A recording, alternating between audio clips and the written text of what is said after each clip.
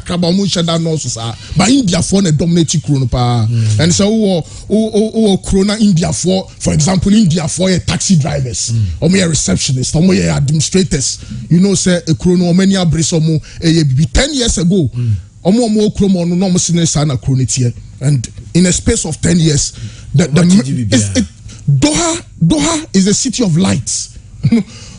So minister chairman catch you ebo no numu a ana de say unhia so be so car no o headlamp unhia so be so because light e wo krom ho no eno abetumi de wakoba bia wo ko bia. Wow, it is amazing. It is simply amazing. There are no politicians. The state is ruled by a king and our interest. Me free Black Star Hotel we interviewed me taxi me find Pakistan ni okay o si no on ko ni krom da because ohene no on ko ni krom bi dabi ohene no wo doson kuma kuro no nti ho no nkote na pia o honorable na ho anwan na yeah na dabi it is the king and omo doson kuma ohene no because say ni o si chichiri kuro no you'll be shocked. Apartments you could die no minister chairman mo the video. Oh man. Omaya omu do 4 million. Omaya omu dia bibia M50. Omaya omu peso omu dia mango a. Yes omu ko tu duane free Saudi. No mu di duane besi omu kromo. Ombe water se na duane omu di buy and sa na tie enyini da. But uko di omu ye wo mamu ho no. You'll be shocked. It's amazing. It's simply amazing. The sort of you know. No, imagine say whole World Cup in a city of Marseille, Argentina for Brazil for, and my World Cup near special no, and na Europeans no, NTS no. Say kuro kitwa bi say. Yes, ya fana nyina nipa nyina go. Em say your World Cup South Africa, Brazil, Germany, we were Munich, we were Hamburg, we were Dortmund. Be all quite was far plane from Atua. Some person we call Brazil for camper. Uber, simple Uber. No, 15 minutes drive. No, I call Argentina for Mexico for any good apartment. I mean, how are people able to think to that level? How are people able to think? Me, I wish that Kamoska. Me swo mam ha nyina ahemfu nyina akoguo. No munko sua de free shake ni ho. Because they don't deal with politicians. Honorable be any ho. And then a back. So how are they able to do it? Because omu feel say krono I was some ye more now fe na honorable babe US ka bia kofie. Uko US ka we. E ho cost $1. E was so you passport. Yes, $1 kwa ho office by office ukwa omu teller now you passport wa bo or credentials aba no asesa ma uko di si a chromos ria no now hwe na usan ko kroma o de ria ne kwa no asesa ma o $1 no na uko because of person ria ne kan kromo a honu ntumi nkonye mo ba emfa ne nko hospital un marriage certificate a honu nti view say honorable twem ha ka be say ambulance go say me ti view ba ko pe the whole trip anu kra no na em say emergency bi unti say honorable bi twam nti ye penentem ye the whole world is in Qatar, the whole world is in Doha, but there's no traffic. The whole world is so big. Say or no koto traffic mo on can share me baby or koto traffic mo say traffic rather only 5 minutes traffic in Beko. Wow. Not 6 lanes traffic way 4 lanes 6 lanes 5 lanes traffic way no, a country not more than 4 million people are able to think. They are thinking, Casilas, they are thinking. Into Namwabon said deserts need daho, but omo de quiet to omo planning some basi apartments. Ye near the pipe atum into nya fe ni akwa fa garden boy or babe water. And opano bie water. Yan say national anthem na. Ghana mati commentary be Black Stars my minim YouTube na ya munya say YouTube ya call World Cup Qatar Airways nkrofo mo Qatar Airways sponsor mo call ye no munya sports journalist Deborah Lexis Bale you're not sports journalist nti mun jai top deep secrets about what secrets What secrets? Jack Chirac can say, in West Africa, we don't build, we destroy. World Cup na ekoya no yensuo bibi free Qatar for subanim ansa na ye man na ye man enye ye football no enye ye because ye subanye Ghana for ye we are weird. Brazil film what is that Brazil deep secret in one say girl be call na girl be na day. What sort of thinking is this? What sort of thinking is this? Belgium film Roberto Martinez was here Jumano for how many years? What free? He's out.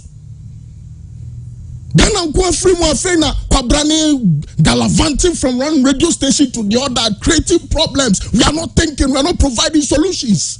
People are thinking. Trust me, Casillas, Udu Katawa, Omo gain. And then the more money puntu. Omo gain. Galamse ni ho. Galamse ni kromo untumi koye galamse unhu se shake nam kromo na nkofod no na shake no ko hunu wai katafo na mu no bebi omo chile no omo skadodo nti omo men India for ni Ghana for no bebi a Ghana for ni India for ko no kata kromo for na omo ma ho because no semi-finals quarter-final ticket $7,000 omo na atoto ubetumi ato $7,000 one match. A peanut, man. Catafone. Peanuts.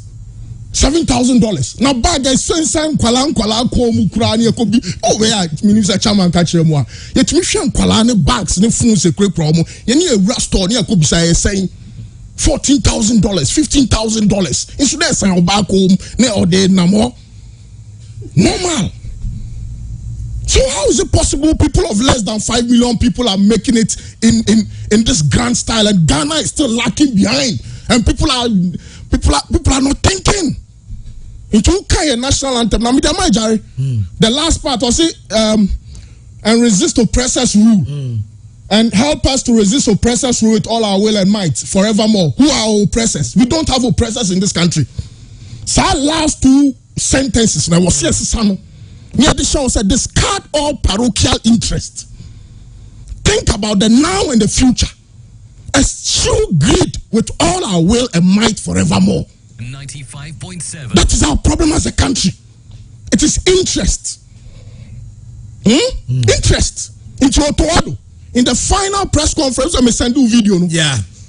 In the final press conference, I'm saying central for you near move 15. So press conference no in the final one or your Kasayan. Near move 15. Near course our press conference. No. On one bien I'm a talent and development coach. Yeah. Now we Otoado. Who talent and development identification coach. Near Mao Black Stars. No waji. Who said Dortmund under 20 under 17 crying for Mao. Because you are a scout. You took the job because of interest. George Watt, the assistant coach. When we say Thierry Henry to TV so. David George Watt, I'm starting a juma. What's starting a juma? Interest. So time I buy an I can catch us what cancel. Ghana film fast forward no being interest. Interest. Current supporters are buying your mukoye. Question list no. Constituency organizer. There's no problem with that. But until see a personal interest, Salisu, with all due respect, fantastic tournament. Yeah. Banka Ghana qualify for World Cup. Salisu one more Ghana. That interest. Inaki Williams, about just one game for Spain. I think in 2016, Bosnia Herzegovina, almost 3-1, about 30 minutes. If you are moving friend Biom, Ghana qualify for World Cup. The personal interest in T. Interest. Everyone is looking out for his interest. And no ne put on mine. No crowd one is our Black Star camp. How you say your Dreams FC employee the automatically lose our Black Stars access. Come here, Namosa. Personal interest. Interest. Babaraman. Who is playing Babaraman? Someone's interest. So we'll get to the football issues. Yeah. Anyhow, we can progress in future. But until we eschew a lot of interest, negativity, we are not progressive in our thinking. We are what's that? And yet, no crowd boys from Qatar no Hono say hono baby girl some no na ya one wedding or because okay baby girl some and then rates no osro rates only camera this year ma yes it's apart from that boys back at us nyep say me ba be hwe me yere bi wo ha nya dia ka me sikrum ada we are not honest people. Ghana ni oti Ghana be bia na no akasa asem acho oh chairman buy one car only banker. Only money can simple, especially no man. Osi bebre na si omuma. Bebre no create dirty Kenya for ne because they are moving on with their lives. So until we change our yanka say suba editi omema. Yes, I'm Troni. Ghana Football Association edo call ye. We did DM no bibia. There's nothing wrong with that, but it's your interest. So you are protecting the gates. Osu Centroni I am for uncle. Osu ya. And I also take Chroma. Your interest because you could not make. So why can't you even get $1,000 or $1,500 or $2,000 from your savings and book your own ticket and go? Because government could not sponsor you, or maybe your minister could not take you. Your interest. So now deep security. Why? What sort of country are we building? We are not honest people. Truth be told, we are not honest. Anything on mine no akadia ye wo ho no. That country called Qatar is ruled by a king. But from what you are saying, I say a hono king no is not for one interest, but the interest of the country. And the people living nipa na odi omo so no. No. Ono na geni say wo say ni kuro ni ye yie. Kuro ni ye yie ani din ko na nim. Nipa atimu so be di yie. Obi edi yie. Me ka say ohini bia fasekan enam muram no o twitwa nsase emamanfo interest. Pakistan driver na me fa no oso oba kroma 6 years on who say police need na kwam ebisa ne license da. What sort of country is this? We cannot analyze the Black Stars without analyzing our national problems, because a reflection of what is in the stars. Nanka otoado unim say a scout. Unim say unim say a scout. Asemo ka press conference na Dr. Mark Adotio afede na doc no he assemble na papa kwa kofa bay. I'm a talent identification and development coach. How can you say that? And you are expecting Ghana to qualify? Chite is out. Yeah. Roberto Martinez is out. Yeah. Mention the coaches. Paulo Bento is out. Coaches or proper coaches, they are out. You want a scout to take you to where? Quarterfinals. You're deceiving yourself. You're not honest. But who do you blame? Do you blame the FA? No. Because the president called coach and he said we will kidnap you. The president said after Nigeria or Abuja. No? Yes, they did well in qualification. That's no problem. But science subani interest bini nyoma basabi hwense mo langa belbeka ye. Wa bondo wa bla unim appearance bondo bocha eja ko ni mo. O call Black Star camp won kan hunti when your appearance fini pedia miti eni asema ba. Enya minister na de wo call ye ntia enya minister na wo so nti yen create problems na asem mra na yen nyi minister ni free ho now so another minister be na we are too selfish. We are greedy people. You be bianya correct. I'm telling you, be bianya correct. Maybe by me for Nigeria. Of course, Ghana is far better than Nigeria. Nigeria, the Ukrainians was as our Kurono. Nigeria. No, international Murtala Muhammad International Airport. I need any answer. And not Africa. No, to play now land of Africa now. In China, see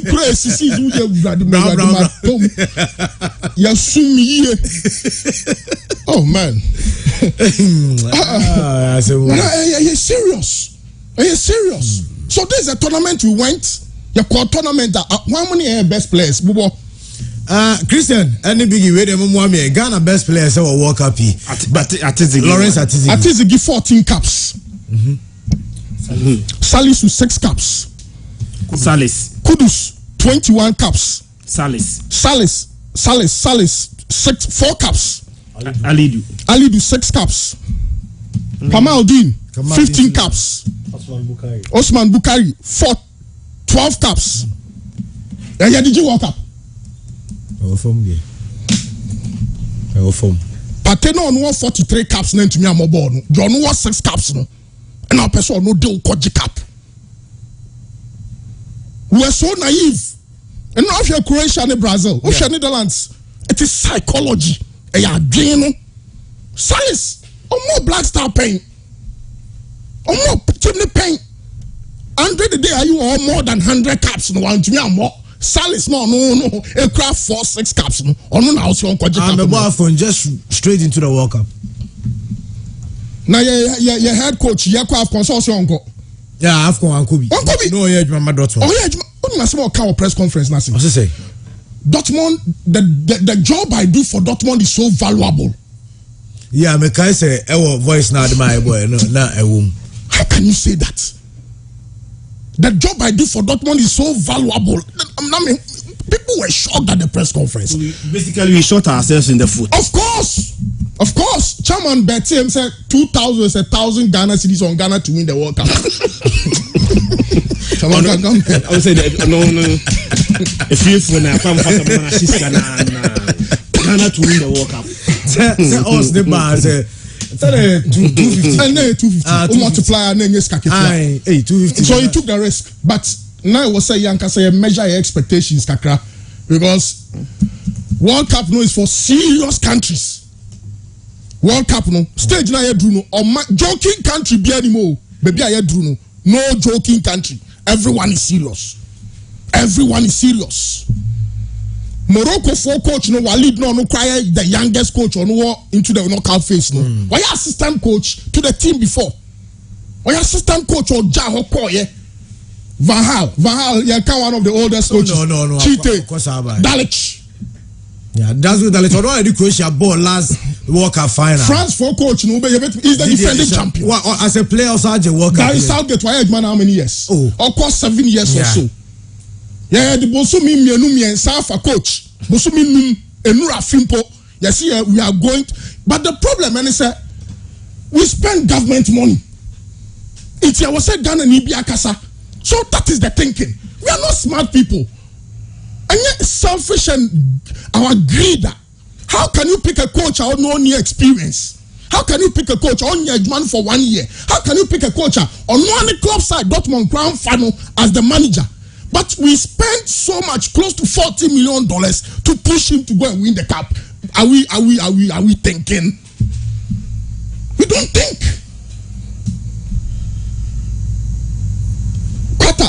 Qatar for sure. We preparation for the World Cup. As you know. Yeah, che. We need one match, crowd. Debbie. Sanka Ghana hankan to Kobesi. Oshe one group. Say you offer players a free Ghana. Player be a naturalize you be a $1 million. Yes. Every player be a naturalize. Unfortunately, no. He no ma say player be a naturalize the be a so or Muslim. It's an come for Brazil for the more Asia man come for cap. Into unya Muslim and you had a naturalize. And into players but they were not good enough. Kokata, normal. I mean, nothing has happened. It's football. We've moved on. This is a semi-final because Imrafuno cry any omoko tournament the crowd. Nana. Omufu mo no mu kofio. 95.7. Obiani wo that 2 days. You in our apartment back home. Okay. Into Mexico free mo. Who say Adiechi ano papa no mu nyina asaso because you can't survive. Krumo life na den kakra. Because who top beggar cranny Jews I bear 50 real. 50 real no buy 3 at 1.5 million. Hey, 1.5 million no per breakfast Jews and beggar. Hey, nada. So 1.5 no it do go be 2 weeks. 2 weeks and all of that. You know? So it's a pathetic story. And I wish Sanka Ghana meaning say all Africa games no you bet me host here. Yeah, that's mo. How? It's possible say bet me host here. That's I was here be a year organization host bibi. maybe an African Cup of Nations. Let's be bold kakra na so we're even bidding for the World Cup. Then let's start something maybe in the next 20-30 years. Maybe starting the day because China Christian be a sipon. Say the host can 280. The states of a sipon say your senior finance minister in parliament of say 90% of renovation works are done with sipon. And the area obi say you host be there. Maybe I'm saying you trust your so my na ya chance say yes you be na you say ye play na you for free in kan call Doha no na omampanyin na akufo ado so far ye ti no business class no cram my play ni chair because president iba na Qatar Airways bohon na omampanyin ti Qatar Airways mu na the bodyguards na mu we coin you prove 30 million you need airplane you need be on my 5 million na ye o man panyi na o de o limousines na be fa no na papa papa unsia bibi kakra free dem kosu na MPP general secretary honorable na man fo guni ho nso shake back one atade akura to me turn em ni sika ni nyina so na mo obi amfi no. No, our lives is so shocking, It's so shocking. Ocean Crofoni Stadium of Messia. Babaya, your born no more Babaya. Oh, a scoreboard as a crown. There be na a hundred sounds like was already a mo. Now, what the press boss trying to announcement? Ocean Container Stadium. Stadium say to 2. I'm to 2 2. Now go banner Omutiamwa. And no crowd different ambiance and nadia. You feel it. Nam see me Pierre half time. Nam see okay. In conformity somebody be my now. Why the best show Ghana?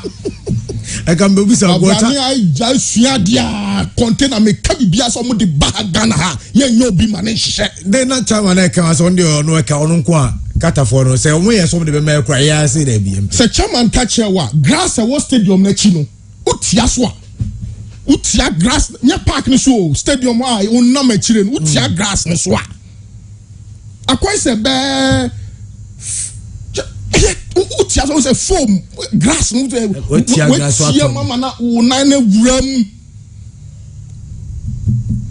omu nu 5 million o krona mu Qatari for omu nu 500,000 India for Ghana for kohwe adwuma Ghana for ye wo ho Ghana for a good cat, a Juma Dio Moye. A Juma Dio Moye. The Bow Memoir. Honorable Kemwa, review, Obi Kotogo Bekrana, Namotoke Dinanim. Mra, Obeka, look, say traffic a shake bedim.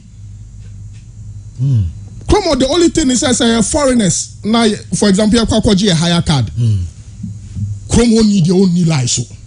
Okay. No buy straight. Yeah, they one. No, Akojini. Now, no hosted the whole world. Free Ghana Debbie. No buy no Akoj. That's the only. And no crash your problem. Oh no. Be digitized. Okay, I'll show higher card or boss or airport restaurant. Be beer boy you do be clear. Pencils here, Juma. Where here, Juma? No hitch. Buses a go or buses for the World Cup. Now Ghana versus Uruguay very late. Uncle Ford so 90 your mind and tape. The stadium no, this is properly planned. No traffic. It will be parking car no say how you be parking or be KSTS. And now you be parking or Santas roundabout. Near Nanti. Nti stadium ne ho de car bia ni ho. Just all VIP e do be rest stadium ho. Na what you say o man Nanti come on. But bibia no didana kwam pencils o show ya na odiya ba na picture ba na eno abie nya fe na Casillas no abia na bi Casillas bia ni ho onimo bibia my friend my brother omo kasa no my friend my brother afedi omo usua brofu kasa nti nkwala na omo ba no ma ye English compulsory timne ship dealer they call the freshest mall Are you from Senegal? You know, they are growing the country. They are growing the country. Who's our minor? Omania Briso Muye Bibi. Young France from Accra to Kumasi, or Mudoha to Lucerne, or maybe a normal ball. Calabash Stadium, na Calabash Stadium, na I say no akno. No ashine, sadness, you to say, na brony who. Gosh. Designs of my yeno. Oh, sit down, Keko. Who's a dino a ship style? No, what would you say? Well, one more. Maybe I correct. Bonsium, a town, a doom, shop to shop. Na bonsium, phone shop. Yes, man who container or quang. Man who's a bit on watcher or quang, or bit on the canoe or quang. So, who Trice. Trice. India for no, but Omuna go baby faku. Okay. Tienfa pure from a broom saying. Twasube tinti kasia hona phone super so your phone into shops bear 1,000 shops in the boom upia unya phone shop or baby this is why so miska now no pay low class in your money to call sukafik on chromo for them friend rubbish the 150 real 100 real 150 real no not manageable and no multiply by 3 but who call malls hona. You know, buy one get one free. Buy one get one free. Or mama buy one get one free. Come here, shop. On the uti ubi. Now uti chairman. No, besides, say a day na ye Ghana Football Association for penny for. Etimi call a man penny for convince them say we are going to win a cup. How? Are they magicians? Said the sports minister Eka said they have what it takes to win the World Cup. Yeah. Not the same Effie. As I qua buy what catch na buy say my ensika. Near Kwaji Africa Cup of Nations, dear bro. Now buy falling for this trap. Now, so show more achieve now. After the World Cup, you have to go through countries now or more achieve the World Cup and what they did at the basics. Yeah, no, Dr. Safojebe can't send you fiasi. Was say Ghana started to person education free and accessible to everybody. No, you started free FIFA. What's starting from FQ? Free, compulsory, basic, free, free, compulsory, basic, universal education. Yes, basic education. A formula should be free. 95. Having achieved that, and that's okay. Let's progress from the basic to secondary school. Approaching it there, a bottom-up approach. Ghana, dear, above football now, ya done no. Up bottom approach. Thinking, sir, let's not think about the basic. From new here, as soon as I will give you the results. Now, today we are talking about Morocco and what they are achieving at the World Cup. After the Miaduma, Ebia Monday. We have to go back and tell people what Morocco have done in the past and MMSR results. But you see, Sir Christian, the Morocco for no crowd main farmer drink kohon say. In 2006, there was no Morocco at the World Cup. In 2010, they were not there. Yeah. The last World Cup in 2018, they were not there. Me pese ye drink ko na me kai say Qatar 4G Asian Cup no. The Qatar model. Yes, Qatar, they are very rich. Oko sports ministry crowd who sports ministry. Omo isi bibia ketewa wo ekuro na omo nu 2 million omo bibia akese. But the point is say the true nature of football is times and seasons. I'm not too sure said obi or better plan than Germany, obi or better plan than Belgium, obi or better plan than Brazil. But it happens. Morocco are there, yes, they are doing well. But we've also had our successes in 2006, 2010. What did we do then? And that leads me to the next question. I'm coming in. Obviously, we agreed on a qualification bonus, right? Yes. Ghana qualify. Young qualify no. Yeah. Which means that money is available. Yes, I'm sure. In somewhere see camp on. Sikani de say. Budget na ye. There will be a few. Yes, he can't say 3 matches in the boy. He can't say. Yeah, only 14 days. He can't say. I'm a deputy minister of sports. Esanso discuss by biom. Hey. Ebi no anya omo per diems. Ebi per diems yet so. $150 more than $100. Coaches need this omo nje. Yeah, cause what Black Stars come. Yes, of course. These are the truth. Many deep secrets. Deep secrets. But what if we had qualified? Of course. Now, I was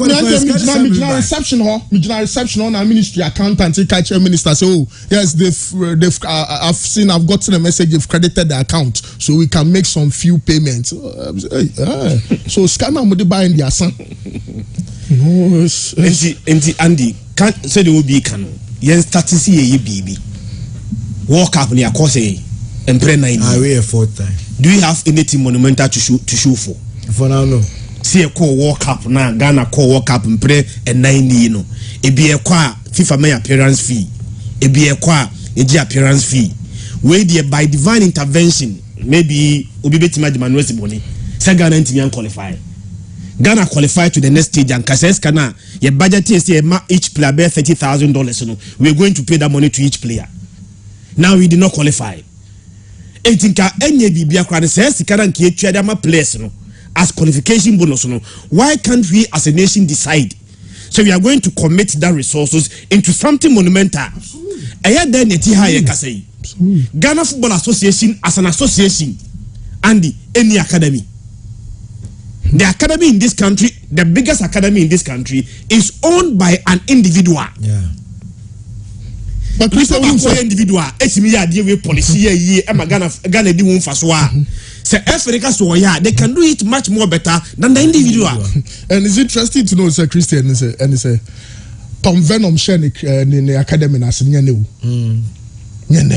Oh no, about Krumana. Bakwesi Fabian Bre and San Onya Kudus ne boys na call India 2017. Was it India 2017 thereabouts? And easy. Yeah, I say place this is panic. Omo panic chow or catch you say is either you sign a contract with me or you are not going into place be terminate your association. Place be signing here. Who sign so be call him Kudus. Oh when him. Be call him. Man there me person obi be can asem because 50-50. A business no be. What boy? Because no ante Kudus ne Kamal D no sa boys no by this time come that so memu ha. Yeah. But on himself bibini again enye correct. Into a set up academy o memu ha a the Ghana for na ye. Into Otoado, Michael Essien, Derek Boateng, Laie Kingston, Didi Dramani, technical team of the Black Stars call one copy, and move 60% on me at Nordjylland, right to dream for. Truth be told, he's not the most powerful football person in Ghana. Yeah. Because our then head coach Otoado, and his students. And so there Andy say this uncle movie yeah. The man who as Ghana and he say Ostati Academy no. Yes, no ni Caprio. Age 19. Age 19. Alense Ostati Academy no, we've just paid $5,000. Apartment I was renting in the girlfriend I renting no. Oba Ghana say no. He saw talent. So the question is, am I being any facilities are or more this talent? So let me start something. And or the academic kakrasa individual. Ah no need only no capre. Eba kroma be attachment. Etiminya sa vision no. ST Academy. Am Ghana for edi one first wa. Imagine Ghana committing $2 million. See the ST Academy. Just imagine. So $2 million. No, one big problem with this country. Say amount $2 million contractor. Sikana eba di wo ankasa no. Enu 500. Ebe free sro haba no. Asani asie. 10% a obetua. Ebe duru kumasi ha no. Obi so beje 10%. Na 5 year ko be no, it's mind-boggling. Na say mu video bi by minister bi deputy minister bi. Sika twitwiri di also oje 20%. Yeah. So 20% almost $100 million. Kwabrane jato. or $500 million scam. Yeah. Scam. And Yantechi case ni or 20%. Minister. Yama VAT, yama police, yama free accommodation. Oh papa a legendary politician. Oh sanji 20% higher than I mean just saying. You pay cat do. Oh be a cat. Look, right to dream. Tom Venom or Bien and also Kasa. You bet you probably Briatum. Because Sika, me I sure say Sika will tweet your man for backstage to get what he's done. Ghana ni beje. No assigning ya Ghana ni. Na broni na be fako. Unko kata honko any krom ho ni nko nyasem. Obeyi to a ball. Shake kraba obeka cho say misro. O mi krom ni ntiji ye de uko. I'm telling you, boys on the catch or you need chrome honey argument say boss. Okay, yes sir. Now call because Jalabiana I don't know. Pistol shame no. You say me the be me yapa they say the akosi nyina echi no. Sent you best Africa Cup of Nations. Aye. Not these same people goes to government any ministry. I catch them say all that they need is sika. Fama ye neba ko Nations Cup the amount. Now buying for this trapper. Then Andy, I'll have no excuse in saying say sikana omokwa kwaji no government benefit from it. Scratch my back and scratch yours. Next can yencheni. Because under this same government, let's go into the past government. They did not succeed. Under this same government, and Africa Cup of Nations under Coach Kosiapia. Asemena Kosiapia kan. Kosiapia say when you the best preparation so far since Oba, even as a player and as a coach. And the results no day. Now the last World Cup, Mampeni we are going to win the Africa Cup of Nations for you. Mampeni any government, any ministry, fair for this trap. They gave them the money. They buy what followed was a disaster. And the difference between Nipa any more we say biniho. So here then Nipa ni one term say animals do not learn from their mistakes. Even these days, some animals are learning from their mistakes. That is why I say draw 10 years later, I don't effective beam.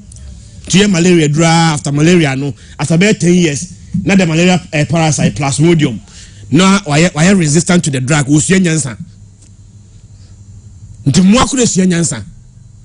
So, you need to dear to first one mistake. Not second one, also repeating the same mistake.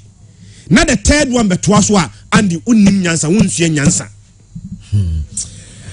Christian meba obi be ramu Black Stars team na ankasa.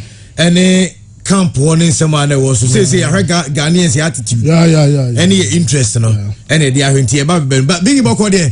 Na boko just say Qatar common part 2. Say me kai say part 1 no na chairman ti ba bia oti. Sure. And na oti obi so ba bia obi ti. Ti ye ramu part 2.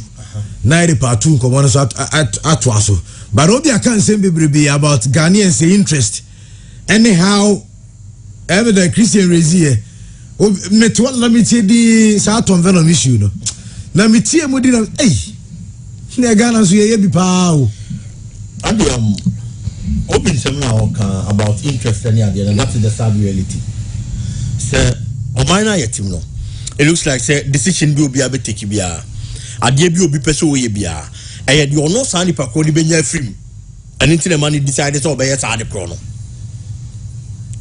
obi be fair player so member Black Stars.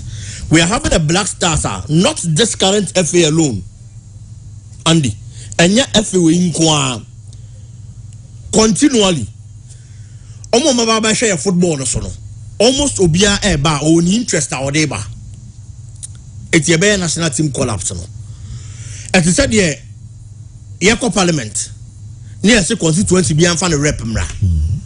Almost everybody at the Ghana Football Association gets an opportunity to order a rep beba to recommend somebody in your problem. When the recommendation is done, not any parent fitting the standards are open and your force obey you see the panel. Obey recommendations amount.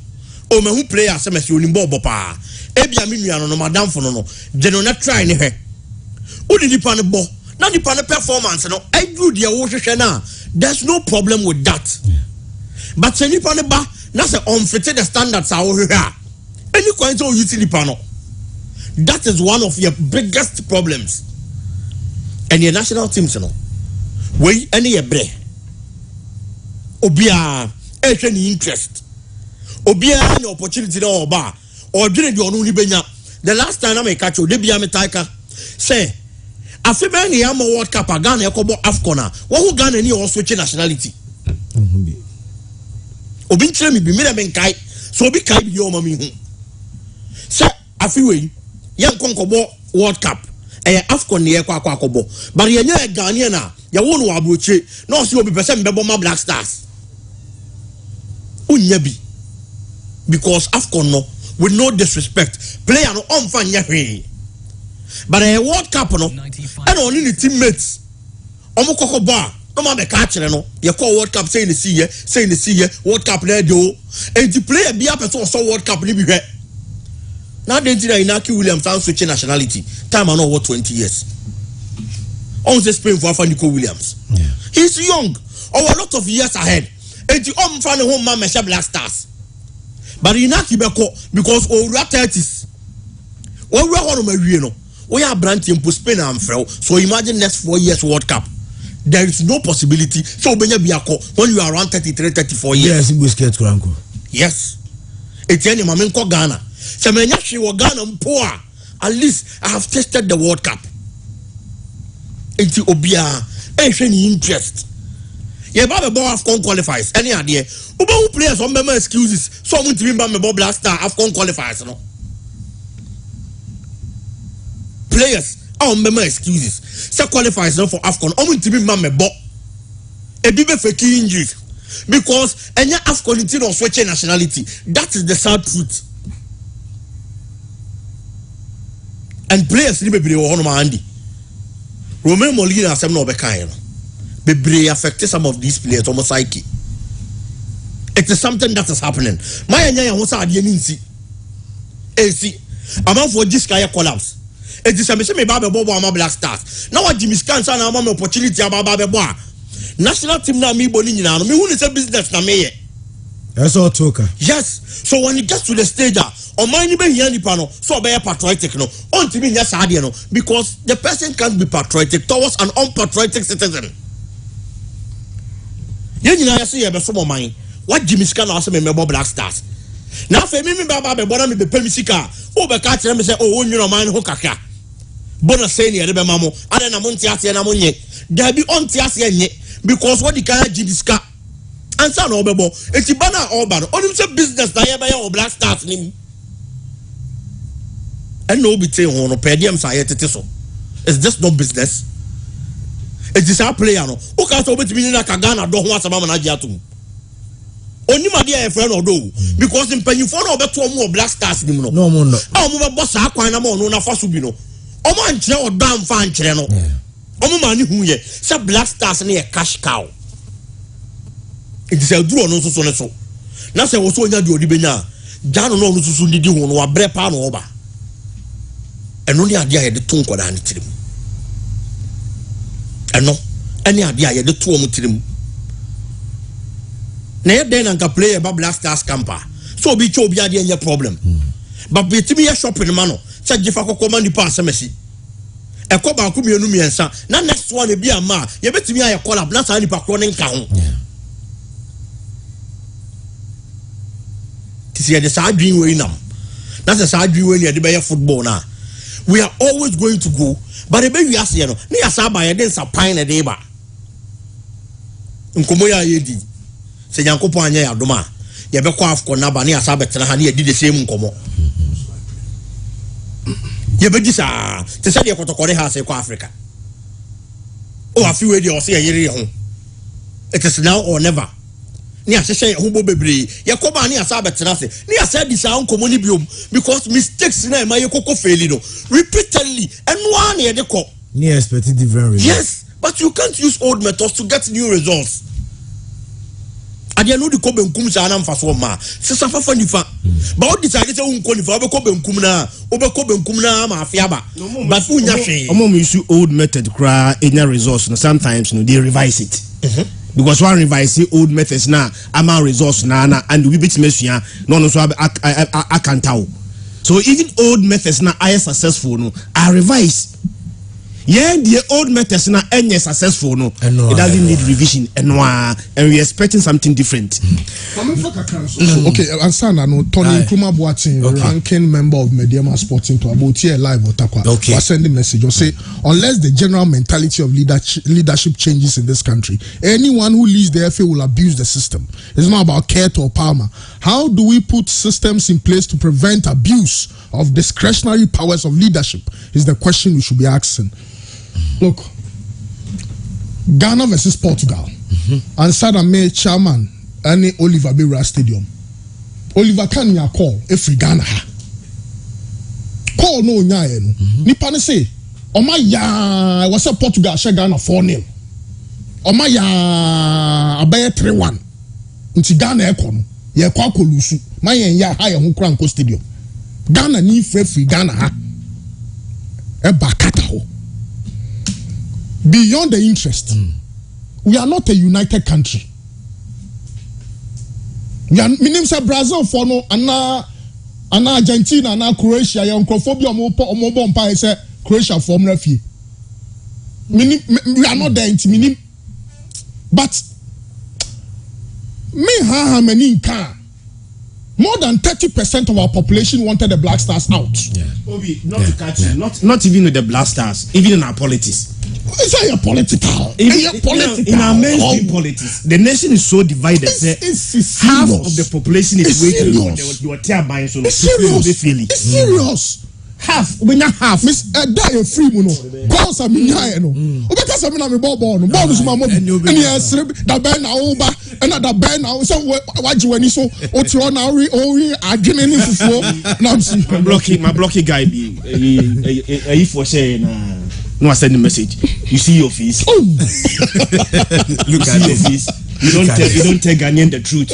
Now you see your face. Next time when you go on air, say the truth. That makes you a proper journalist.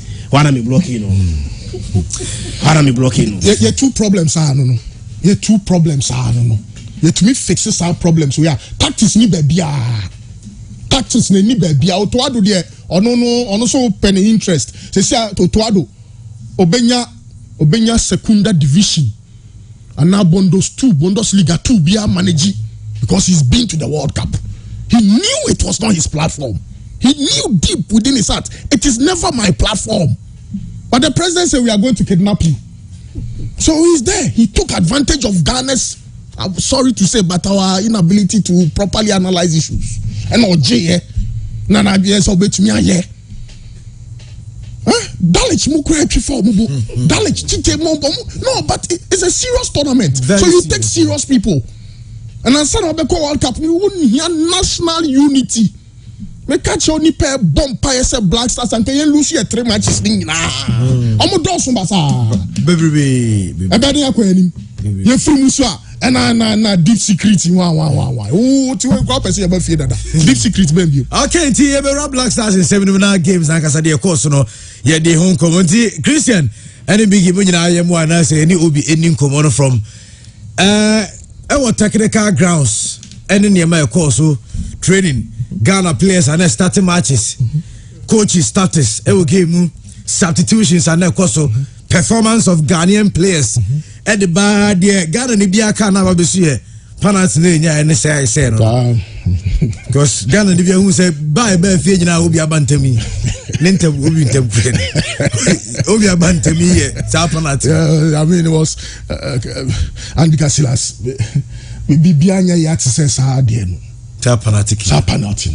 Because we are coming up against Betancourt Pride. Yeah. And on the Matthias you see.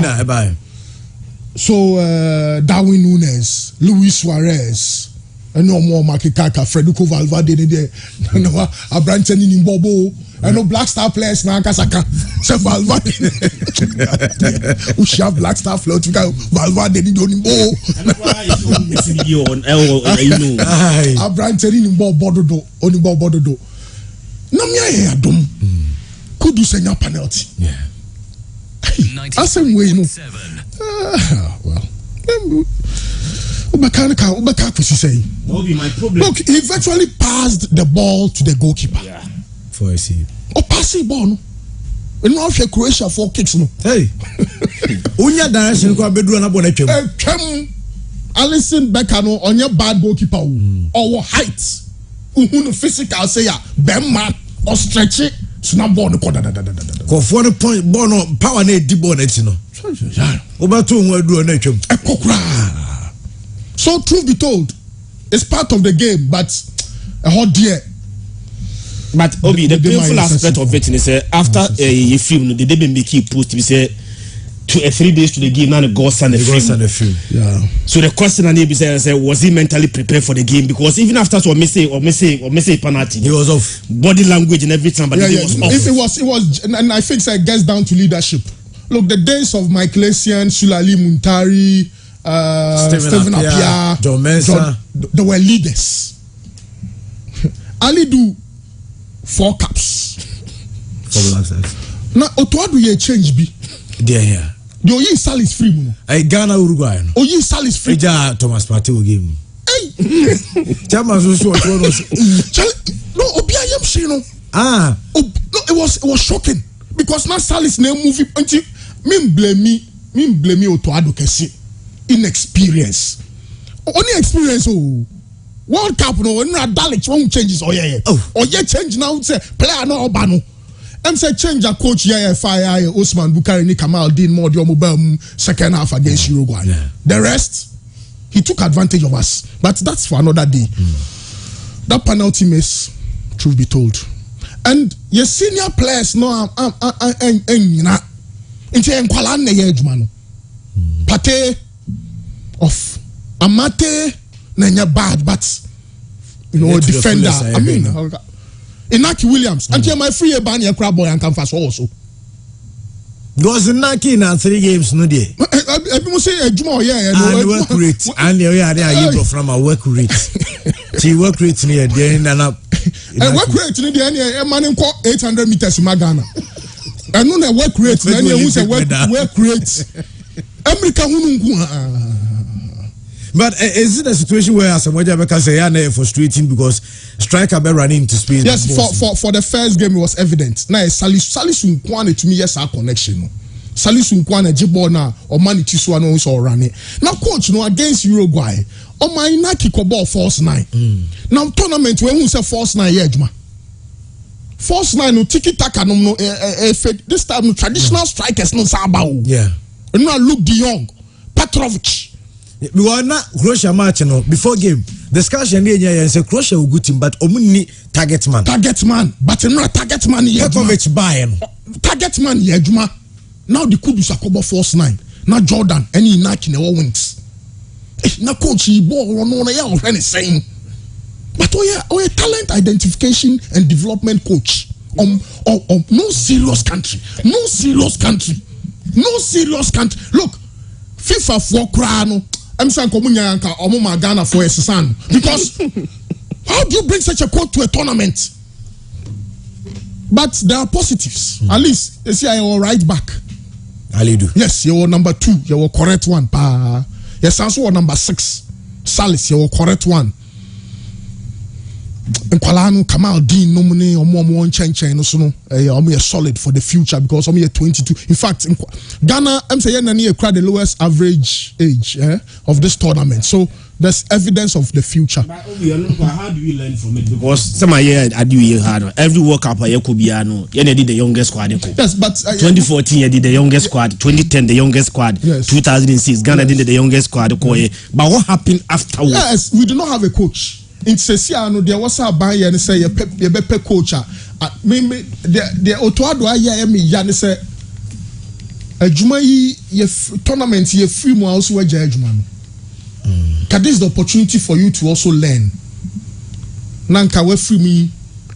She 2014 and fact not that so ho. Say Germany for no still now. Has a flick at 2024 apart from Morocco coach Bien who are knockout phase with more or less than 5 years. So you learn, you fail, then you learn, then you fail, then you learn. Maybe you succeed someday. But I don't know, onya di openo oso wajai. And I see also call Germany akọ Nkwalama Dortmund for no na hokra no omunya skillful players inti Ghana ha no eya man Nkwala ne mo feature ball na omo natural talent change Germany for no football no de my no inti we need to find a coach a man a long-term plan. Ye benya local coach bia na opanyin bi suggested Malik Jaber ne Johnny. Yes, John Malik Jaber and Ibrahim Tanko. Na yen fa Didi Dramani no monke kan ka ho na ono Malik Jaber no enye the face as this. But I mean I think say most likely say Chris Hilton e benya adwuma no at this material moment there, so it's so evident.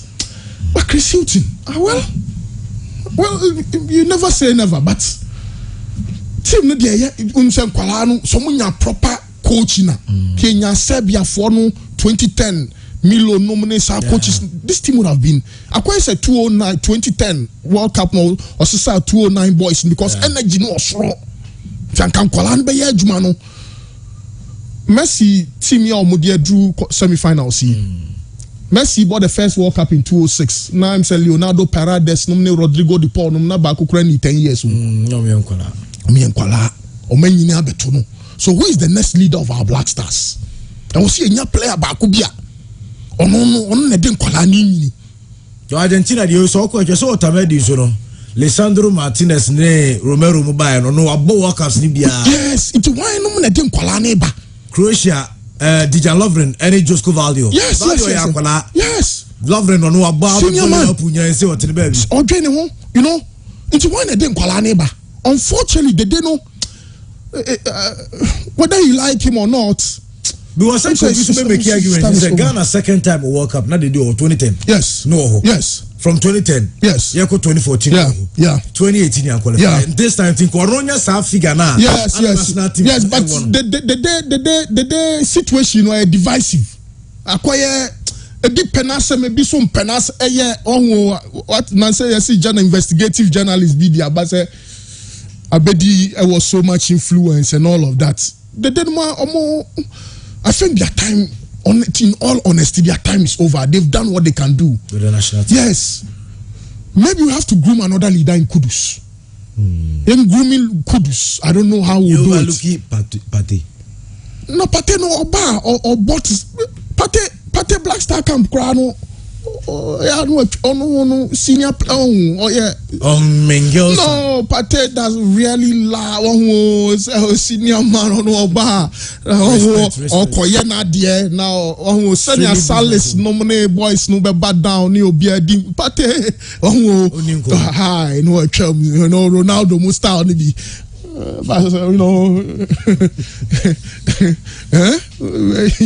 where the MB, so that's the situation. We need to find another leader. Maybe a Jiku in defense or an Amate in defense.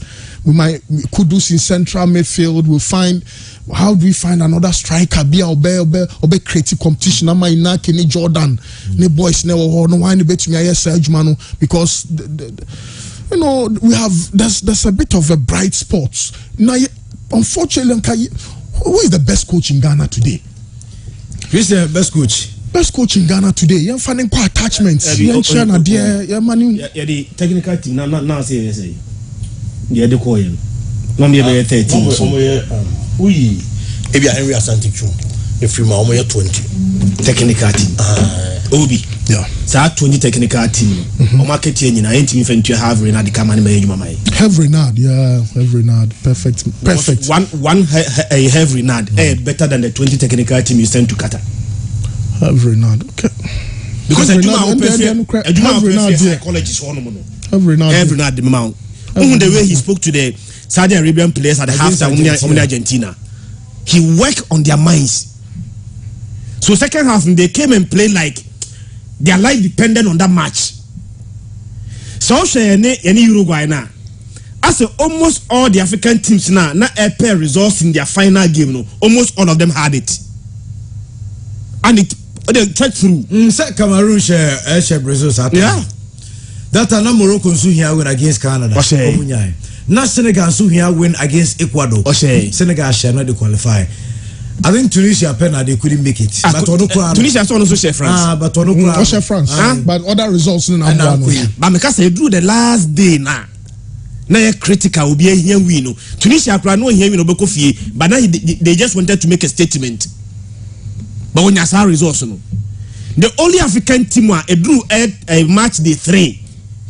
No here results. You cry the end now you want to cry answer that difficult. Team Nana enye asa in group no and then any last game. All what Ghana needed on that day was a draw game. You more draw and qualify. We did not have it. Surprisingly, Uruguay now was on the group no. That was the day Ghana bought our worst game at the World Cup. Meaning so be never game on by Argentina. Yeah. Yani Uruguay. First half was oh God. Now again will be and Ghana went to the World Cup. Now question every game we are considering possession. So only Portugal now consider possession to them yet because they have the quality they can pass. When team no toe to toe, so as all your containment to continue. Only Korea for bar because more energy they can run at you, so continue more no problem. But honestly speaking, Uruguay defenders in there, so more pressure. And they were prone to mistakes. Yet again, Ghana sat back. Emma Uruguay for defenders, let me progressive one and be do center line. You a tournament, you know. Ghana's average possession now 41%. We are not noted for that. In the past, Ghana back World Cup. Even at the time that Brazil say no, Ghana bobo power. Brazil say 3 no, ya bobo power. Even when Italy SN 2-0 in our first World Cup game, a lot of people were impressed with the way we played. But when we concede possession, we concede spaces, you know, Niasa concede goals. Now we went to the tournament for the first time in Ghana's history. See about 3 games in you know, now Ghana concede 7. More than 2 goals per game. And coach no yes Jumana probably opportunity to learn as well Jumana wako. Me say technical team na do mko ni nyina no. Se ke ka market to yeboma. Se wo every na niska oji abaka se ntimi ntua eso. Bandi yencha kisika etua ma technical team ni nyina. Ni enkabum. Se dey va one half another, I think it will be better. Obi, you go so you have Black Stars team na maybe about players need be performance on the day. I don't know my kura inaki DNA passes I call the party so a boy or body my Black Stars. Before tournament, there was a Black Stars team no sign code of conduct. Yeah, code of conduct. Yeah. Our team. Did you see that I shape you in a way and I say yeah, I quite the NBC and NBC. I'm sure discipline was much better. This time Nankasakra the security very tight. Easy. And I'll be Black Stars hotel we say OG accreditation. We say your hotel accreditation, hotel security, okay, Black Star security, and FIFA security. Oh, okay. FIFA for now so far security officers are Ura hotel now kwa. Obesa ko share FIFA security for. I also clearance. If you and son what to me into discipline issues there. Nice no, and there was a lot of friendship within the camp and all of that. Just that it really did not work out well for us. Inexperience and naivety because at the and of course big boys not so disappointed because but Ghana about 3 matches. World Cup here on a technical grounds. Team Nankasa Sena na Usingono. A team with a lot of potential without a coach. Every single game you find say no Tuado is not up there. Every single game What was it? Why should Babaraman play 90 minutes against Uruguay? We also Uruguay for Jibon on the right one.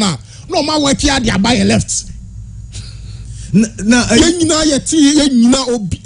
a mark crown, a mile winning bomb crown. I no live. A man, sir, Trevor, man. Born or my man were right, oh, or Mudnian or more left or now. No man work here, no diab. Into Suarez, no Mako Guni say. The game against South Korea, hear me song every 10 or about 7. Yeah. Tariq, I'm a targetino. Your coach, I mean. I think the only change or is how did you kubem? I don't know VA. So much last time is meant to marry because air condition no cry bottle no born or more bottle. Yeah. Mentias yet. I mean, and the castle as a 70 tough for boning in say. See, ye near brace a bay ball now. Yan found more mobit me a year, Jumano. Yan for more bit me a year, Jumano. Yan yan for seminal. Yan is hard, yeah. I'm fat. But only make I Gideon's situation.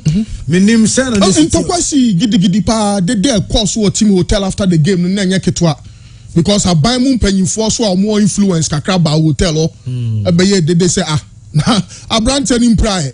Boy, is your pride. No, yet. I don't know born Uncle movie.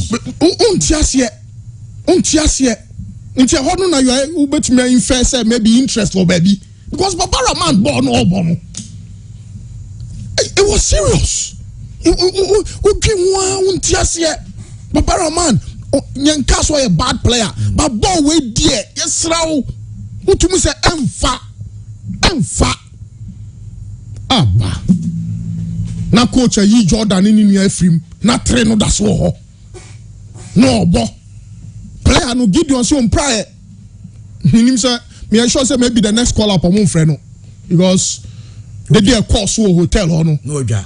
The new player now okay. Associates anyone more mususu say that was the wrong decision there. They dey call super money chief of staff Michael Secretary they dey pa nye easy kra ma ne was a separate amount for because yes, and they are facts. I mean, and we're facts. After Ghana, Uruguay, and I don't know team hotel or the fact and hotel security for now. Say, hey, your people yesterday, last night, what happened here? Yeah. I mean, it's a fact. It's a fact. They can't deny that. They can't deny it.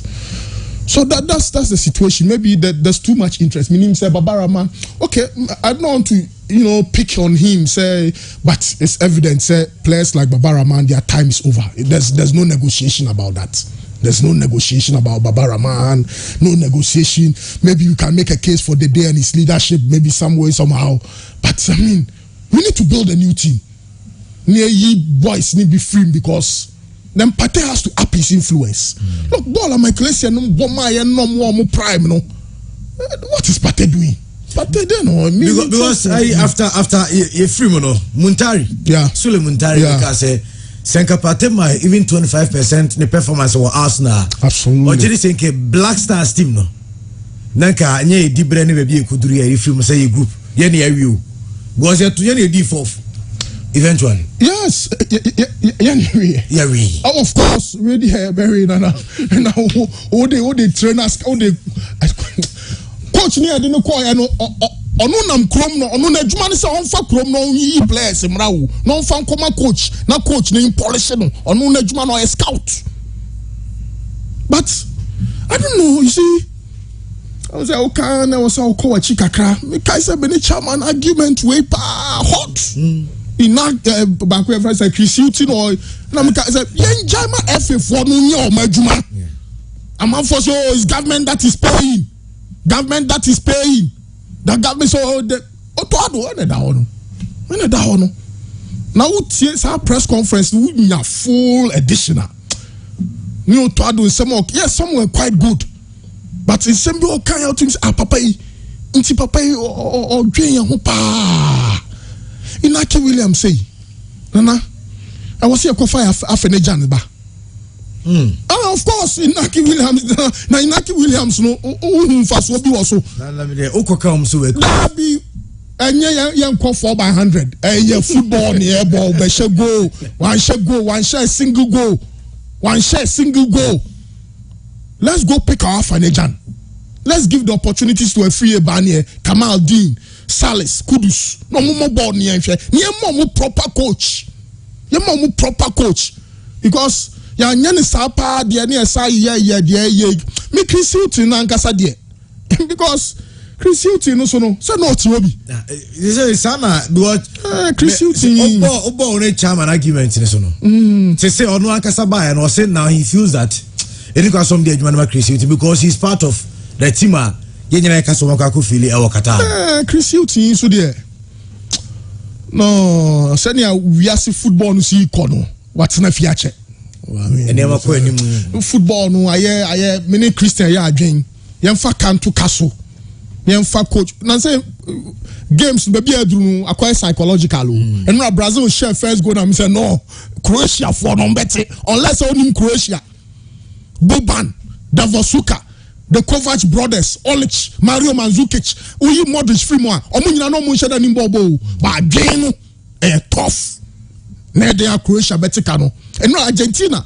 Almost like kakra. When you say the Holland for react here. And almost how bad say yeah, you free more Messi. Asema to opanyi no. E was here yere ho. And Emiliano Martinez here the oye no. Baby a football na dru no. Yes, tactics here juma, but the mental aspect is so important. And have Renard. Oh. Well, one shot no subabano because the come heading in a hindsight analysis. As some next year we na heading one bobo. Maybe have Renard subabano because have Renard no. Or Argentina say also the tactics in Argentina. Or the tactics in Argentina. Oboye no and one no. Oh, Sir Christian. Maybe I say I share Czech Republic pay. I share US mo pay. It's ba we no tactics ni now the Argentina. Dia Kenya na no tactics na wu.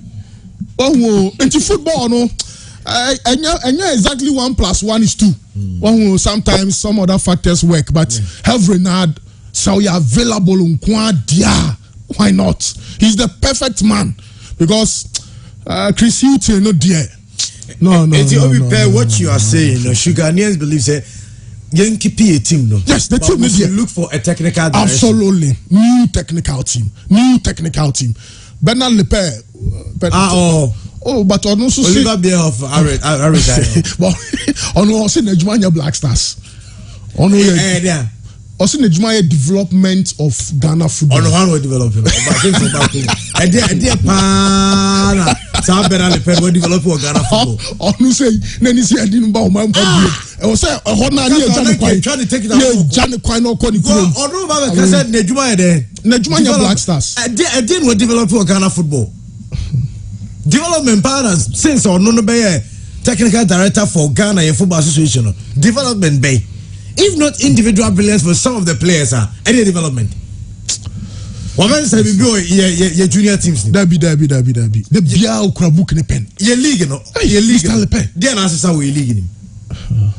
But your technical director and I'm kind Oliver Beoff. Or say or take care that your kind of statement and so ono ni so suye no take direction no future no be boa the German football. Why are you wanna check? But this time we feel say we're taking the wrong decision and to make way for a new direction for the German football. This is minds working. Absolutely. Absolutely. Yeah. So or stepping aside for a new direction. Yeah, fresh ideas. Yeah, absolutely. But Bernard Lepere no me say no so no mean the enti on so say no so be so be no so say AFCON no say onye Black Stars adwuma but no di team na chiko na bia odi akire but asem ne ba onye Black Stars adwuma no for FIFA for man no anaba say FIFA for directive say technical director there who share below the senior team they are can na area but bia odi akire training no we have people they are supposed to keep this man in check. That's why I said maybe someone's interested somewhere because Bernard Lepere there. Hey, Bernard Lepere, baby, why you admire Azerbaijan? What is Azerbaijan for Abobo Biako baby? And so you are fan of Ghana, one of the most prominent football nations. You got talent.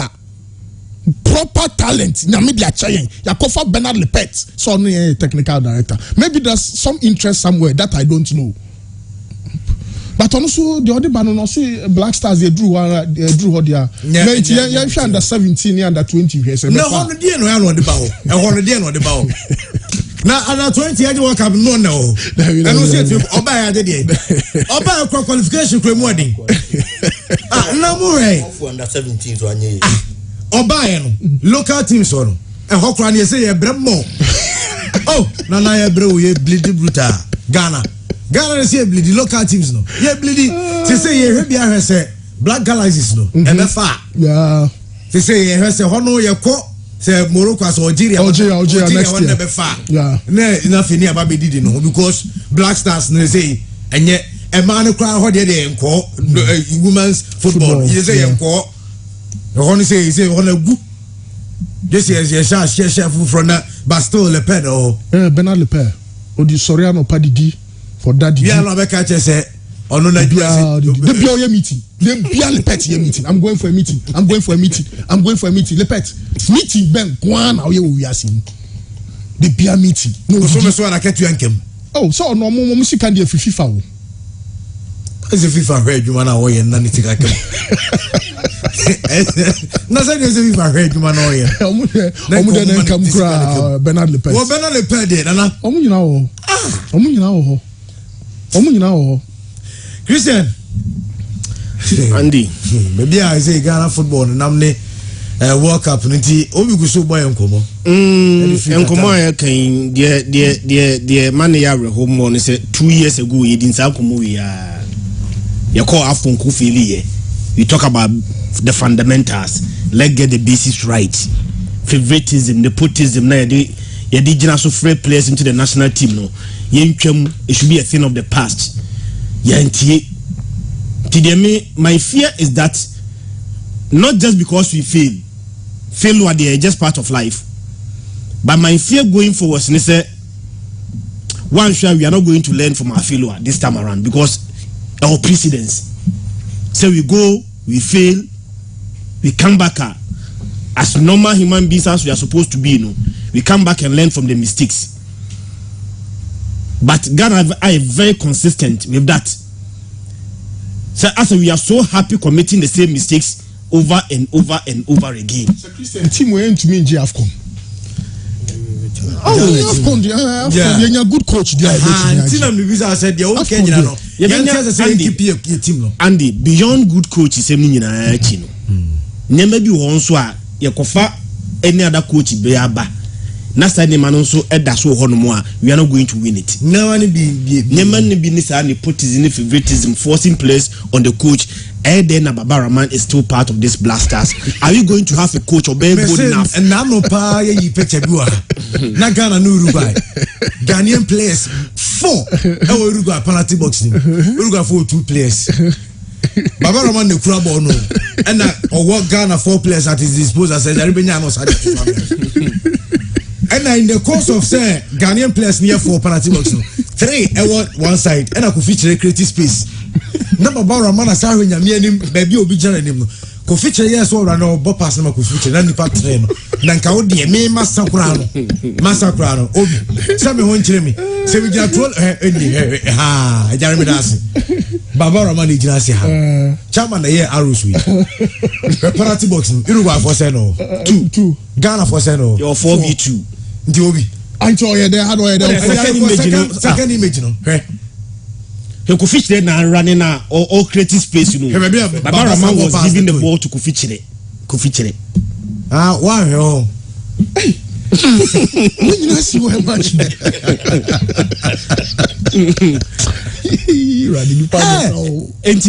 Andy, question Andy Obibisa is this team beat me at AFCON. Why not? But a lot of things have to change. Never be apart from technical aspect now, and maybe technical team for bar change in be follow.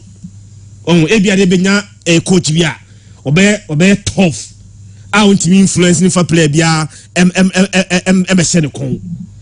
Until that is done, maybe coaching aspect just a fraction of our problems. Interestingly enough, at the final press conference of Otuado, on my hint, say Ombisan say football ben or the the next coach. Or say the coach should be strong enough not to have that sort of interference.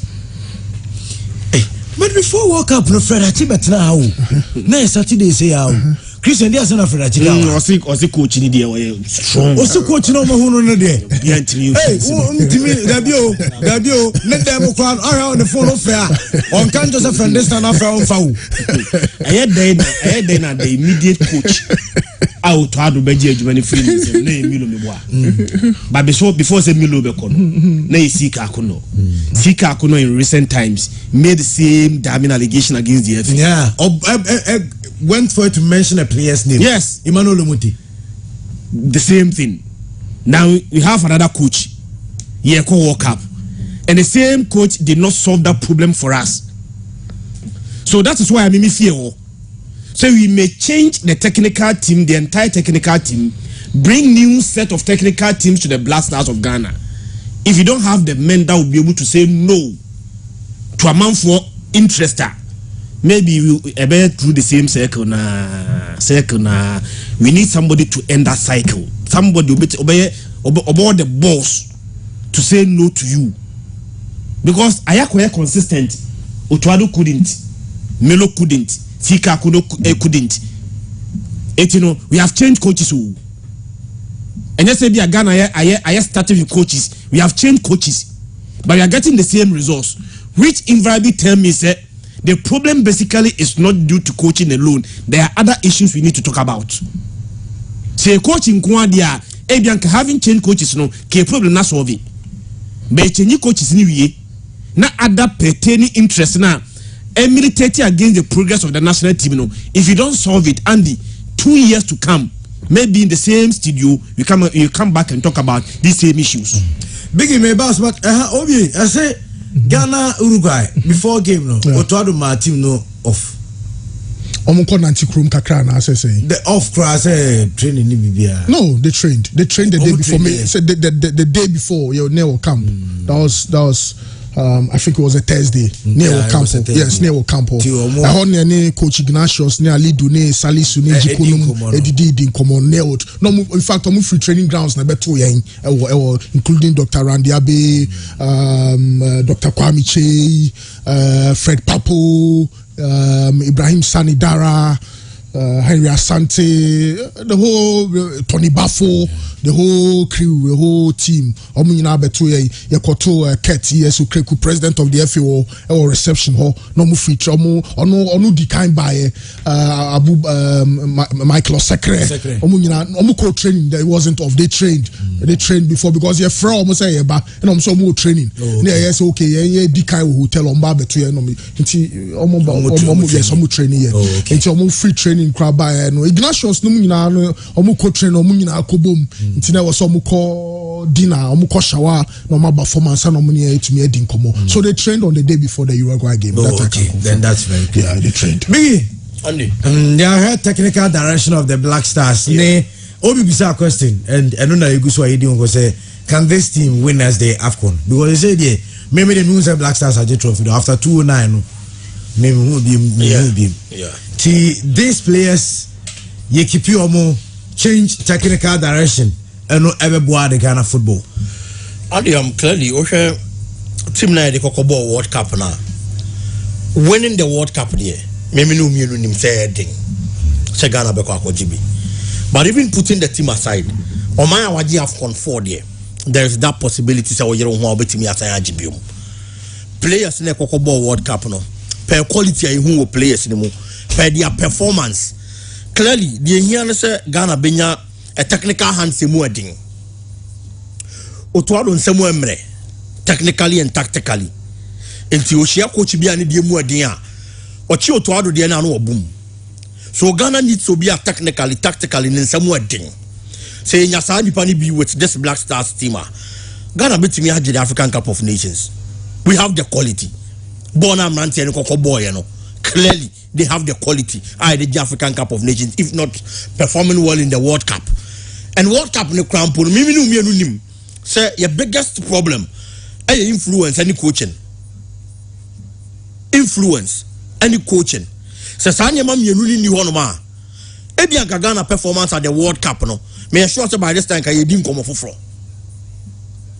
but for influence and then coaching and until na yedi sa nkomo ya yedi so Ghana team they are capable of winning the AFCON but then again you ask yourself so omo team they show omo nsa no ebe makwan ma sa de na sia na it looks like say ya hyehyɛ me ade ho an eto am na ne ya kotom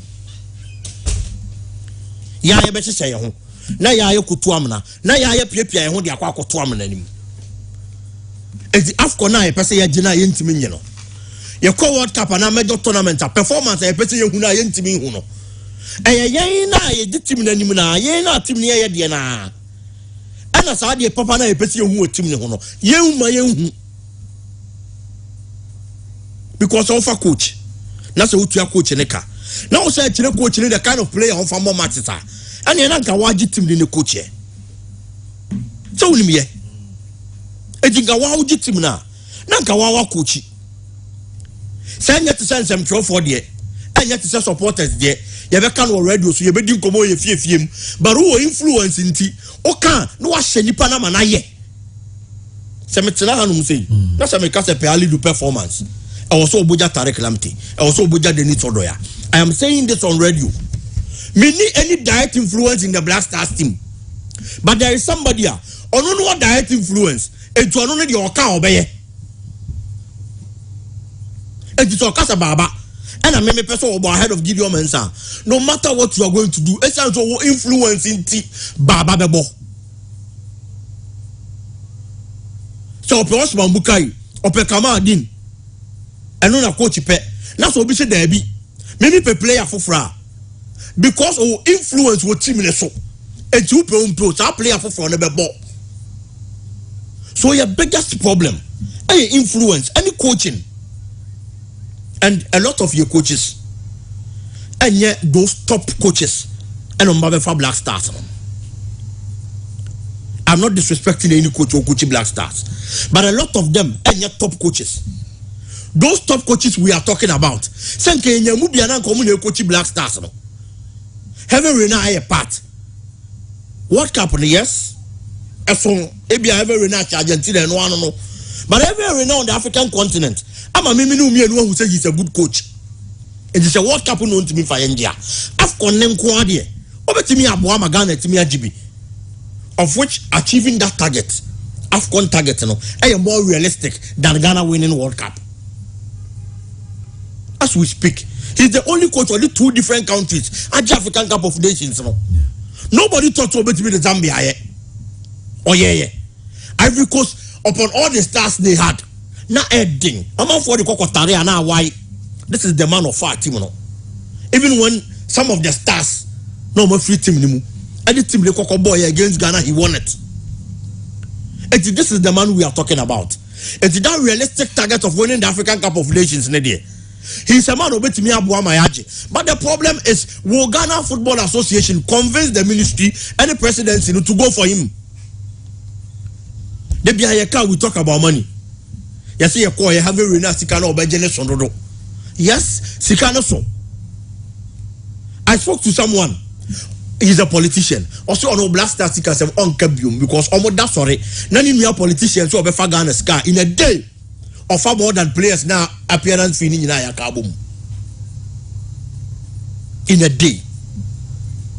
It was also no Black Stars Sika one kabium. So if this is true, I didn't think Ghana team to have a renaka. But the young fano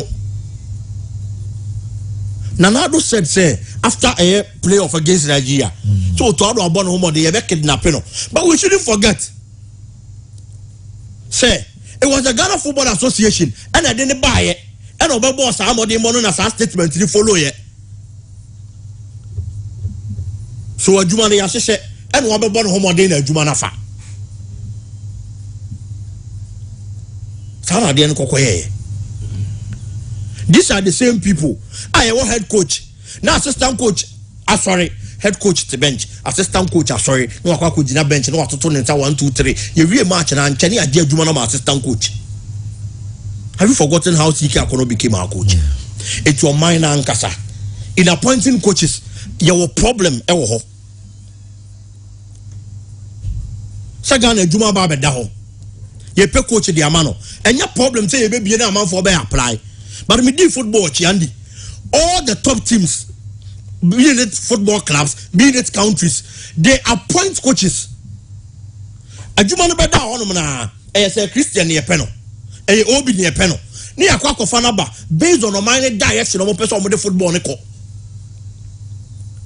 serious countries no when was the last time I went to Spain I opened for application coaches in form CV mra okay when was the last time I went to England the BM coach bi amfa ni CV mra pe omo direction omo person omo ko no omo tena se na omo hwe coach a obeboa na watimi di omo akọ then they go for the coach but you want to now BM try applications. We don't even know what we want as a country when it comes to your technical hands. It is a sieve in the bar. You have formation obo. You have the tactics. You have the style. All we go to look at, oh, this evening, oh, okay, what do you have come back? Oh, or G League or Saudi Arabia. Okay, or coach team was Serbia. Oh, when you send this evening more then we give him the job. And only a quack. Near the Jumana Mano. Because you need quite first one appointing your coaches. Ejinka technically, tactically, say what direction I say your qua. Black Stars a Juma Babe da Honomo. Yana was a show coach, the modern money Baffetia Jumana down baby, a young Pesa Yako. Afcon ye Pesa. Okay, the Yanko for heavy run no member and the Afcon because of the Zambia or the Cote d'Ivoire. They are appointing. But ye baby atum. Oh, coach say apply. As the coach be at the Ghana Jumane Demoa. No, I find the CV no the aba. As I say, you didn't do your plenty. CV is now abano. Near Tenas and near Shishima, or Aji League Bako Bokina, or Koje Bako Serbia, or I had pa, no more more so. The CV never change we Mudiano, near four. Not thinking about what the country wants, what the country needs. Direction I pesa yako, and who coaching SSA. It's your problem. And Qatar in appointing coaches. Now, maybe say me bisa obi. Amuna na e Qatar. Obi na munya opportunity le technical team le din komo to adomo. No. Me call come twice. Okay. Yeah. Let me bisa sa question ne because maybe say me hu so munya mu din komo a. Na mu problems ana Ghana for you. E we team ne ho a. I'm asking this because technical team le call Qatar no. One way or the other, Andy. I felt to say they didn't know the Black Stars team.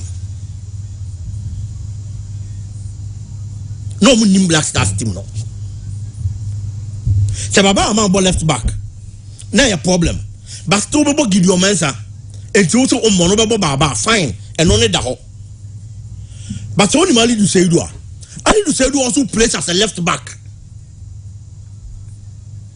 Obo a boni year as a left back.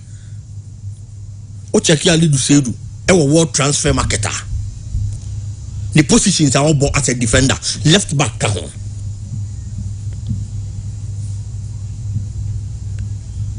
Your right backs be miensa, of which will be our quality. Ali do say do. Dennis Odoy, Tarek Lamptey. It is a left back then a problem wa. Now our right back will be left back ni bisa boni year. O government to be pushing that because you have enough right backs of more quality. That is already Tarek Lamptey. Nanka what you see do honum. That is why I me bisa because na me hu ni to ado enim Ghana team no. He is the same man Omar Elisha Owusu against Nigeria. You hu the performance. How about me in the second half ever solidify the midfield? When Ghana needed that, I saw the Bimudin keep you in the team. It is a book game. That's a Thomas Step party. Now, Enquire Crampoa. Oh, Abdul Samad Salas there. Nanimoha. Party anymore do. It's Mamini Salas and Fanfib. Now, Thomas Step party and Cosin Bono. Even when everybody out tested you will be or Chaboni Bibia. And with the Thomas Step party and money in Koye.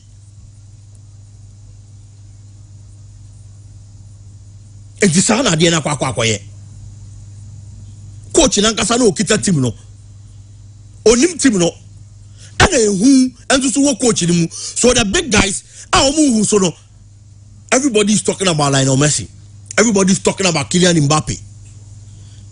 These are players teams World Cup. They were the people now man for expected. Some of us standing to the test same way they are. France call World Cup. Karim Benzema former APK Benzema and Kobe. Se si obi ahe say mining nyina Kylian Mbappe matiri so. Mbappe akwa ginam. As we speak, on na actually goals kese or World Cup ni mu. So the big guys are no more mind expect to make deliver no. Omo deliver the more mind no. Neymar for Brazil. Say Neymar clearly who's a Brazil team be because from Neymar chasing records. And now he go and he equalize the Pele record. He scored as the talisman. Open BB the more minor. A big guy. I don't know the person in mind performing. And he also standing to the test. Lionel Messi in this tournament. Whenever Argentina needs it most, or solid to the test. And not the performance. But the big guys need to be Gasabi. And there's a coach we selection, coach we the tactics. They be a Mikasa same way, coach games one day. And yet they be a coach system in the tactics by Juma. But those big guys, even hear individual quality from them. Ghana and Korea, third goal now Kudus Mohamed Shane, and you to on a chain baby on Fabon and two. And the same way again. Now coach system in the tactics failure. Another opponent coach, Emma put strategy to the best of you coach system in the tactics. Big guys down a more team no. Again a more yama team no. Ghana be pick a new leader for the new school. They shouldn't be afraid. Though it depends on coach Aoba. Aaron Ramsey captain was now on 19 years. 19 years they give him the captain's armband. Because coach Aoba at that time, as well 100% Ramsey and the captain. Satana Ramsey bo Arsenal ponya bimbo ya de Nicolo no Cardiff. He was still the captain of Wolves. 19 years. Because coach Lesu no person ye leader or partner so. Etinje de bia no bi be football no gina mu che longevity nkwan ya de ma captaincy derby. It is a new leader for the new school. Let's say few say nipa asamasi and answer asamasi le betimi ayesa adwuma na. Let's give him the armband. No lead your mind. We can't continue these conversations over and over every 2 years, almost every 2 years. Almost every 2 years. Because remember World Cup another year or two, you have AFCON. Almost every 2 years.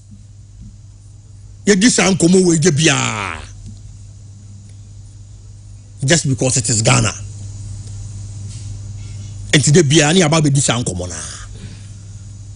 So until see about drastic changes there, Andy. In common way better to us. Say a best sir. Obi so can say be say more Qatar and Omunya call to Liverpool. More than 30% of the Ghanaian population wanted the blaster to fail. 5 years ago, be 90, 10 years ago, 90. Now blasters, majority of Ghanaians are no more double blasters. Bibi the see and a more don't day a coy. A dear Bakwa Andy, so Lusua, adding to regain it. Love and trust. So be you depa now because our trust now. You need to earn it. You need to earn it back. When you are in a relationship, someone shows you so much love. Nandi uteki that love for granted na nipakrobu funa as we come to be able to regain it, and you need to work to earn it. Now the simple slogan F4 can say bring back the love. Per the SCC of Blasters camp now, Omunya willing to change. All of us in this studio are representing the masses. So we speak on their behalf. And yeah, then every Ghanaian knows say Asumesi no Bentindi, they have the form, they should go and play for the Blasters and Penenforce for unko. How then do I go and convince such a person say I'm supporting the Blasters of Ghana? How do I do that?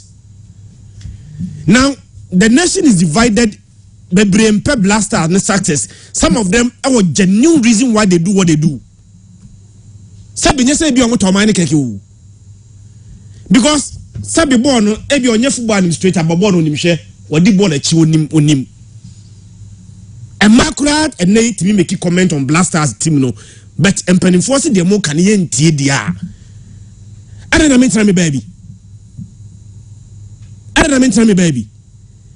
And you know, yako this World Cup, yen players are no more form, players are more form. Bernard Tepete, Jeffrey Schlop, one crabby, Joseph Pencil. But the powers be said that we are not going to take you because of pertinence and interest.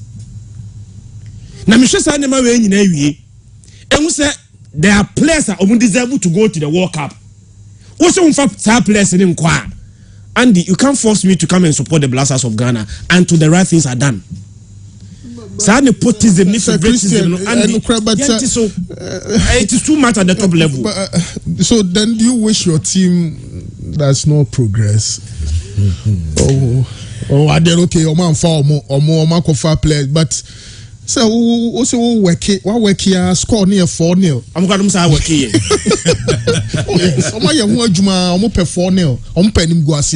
I'm quoting the exact words of Oliver Kahn. Call no, I know. I'm so open him go 4-0, but my 3-1. Say I'm foul player, Nasa, and now maybe so. You know, it's problematic. Maybe I mean, common is a foul player. Me plenty, but those are more iron call up in the oh, so Baba Raman is a kind of Real Madrid. It will not matter. Say a Ketakorano. Canadian is Uncle Mono. Baba Raman see a kind of car. All boss said a Yashrami. Any Mazarawi, Ebodima, Edima Morocco, ya. And me also be a crime, baby, Babaraman Cresia, agency will belong to. The performance will speak for you. Now, once the performance end yet, Nasla has the whole body, then people begin to ask questions why you play. And you know, players no musia kind, Ubia agency and Boa. So be an agency. Barbana Boni here, dear, your agency and your affiliation will not matter. The only time your agency, anywhere you belong to, ebe matani say money ye, Barcelona, you still play. And especially when you have a competitor or better than you, but you still play ahead of him. Side marketing, getting side nepotism, favoritism, chronism, now blaster, the year call up in India, it put a lot of people off. Some catch it all. Say any Uruguayan and Obi no here. Yeah, and say any pie. I got trying baby. Land up in buy and watch a blaster. JC, who Barbara man or blaster JC. Nobody's. Or you just blaster JC said actually. Was saying JC was having a short tea. What brand blaster JCB? You didn't call bodies. I don't know so is a boka. So nearby, you say 2 goes and 2 car. And SSC boss, yeah, none of both. To Uncle Cry, you know, was like yeah. Then oh, I feel 2 goals in my first half. Then common general second. First half now, Jai. Who line up now, Barbara Mana, Jesse on one Casa Brape, acting in Sikato, as actually in the watchery, proud Ghanaian. Obe supporting Ghana saw the lineup where you just knew was saying no going to support because when him say enkoyi sabe born obi nya administrator obi nya coach men ton do kono men no do kono da but the toashe nko ade ande menim sa aben babara man boy nko bon yie amanfo say mate argument we be sometimes a petty there. Say because omu belong to omu Baba Ramantina Baba for the be ashada idea ni esi omuso. But the same people forget say Kudus and influence antiman ponkrobo. Kudus of Mikrom. Kudus onye Baba for Nebia. Are we not the same people praising Kudus? Oh yeah, now your credit will be given to you. But it doesn't matter where you stand. say cry anka and just imagine say Ghana ko work up ni wie e dey bobo ni wie na nka Baba Rahman performance ye be dey bobo na baba so a and can backlash e benya wo your listeners o can they say we are hypocrite ye nka no correct.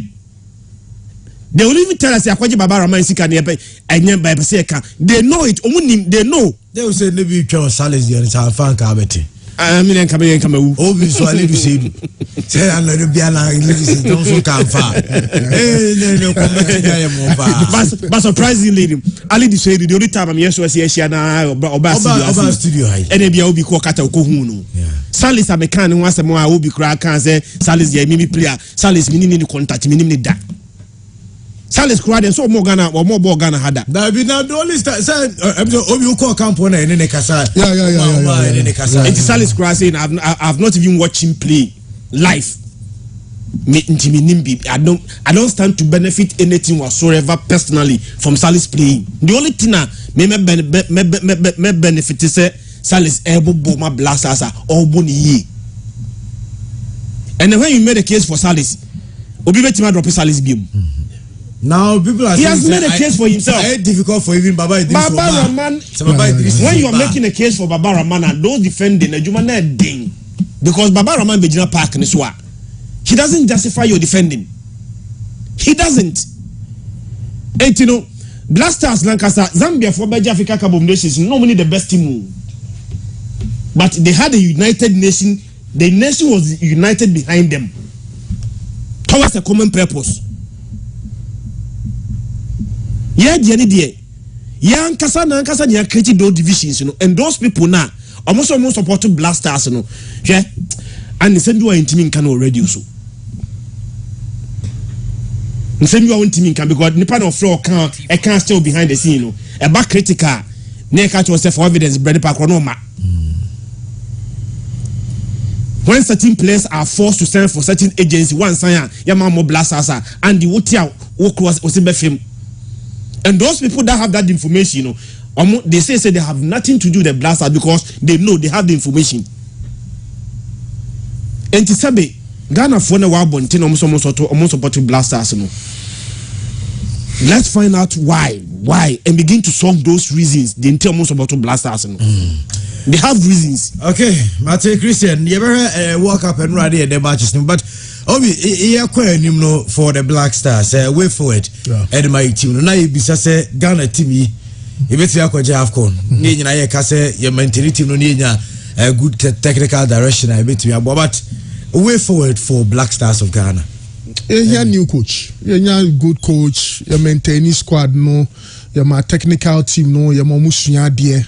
Momusua de bia mo upgrade your modern trends nisa near any interest ni free me national unity we are good to go because talents need there we are sure say you room next year you best identify one other very good talent on us up like a Salis or an Alidu also obeba na ya be sum na ya koyenim so Ghana problem no gidi bebre so asha this World Cup no kwan am say World Cup I acquire yenti say supporters nya problem we nya problem organization wise I think we've learned a bit from our mistakes into mutumi handle in yoma ye kakra akoka team na nkasa no ne the supporters they tie o my kasi achi o mo for tickets yes o mo achi o mo no ye Ghana for no more kata hona bebre na no not tickets in the wedding, $500, $700 Ghana matches.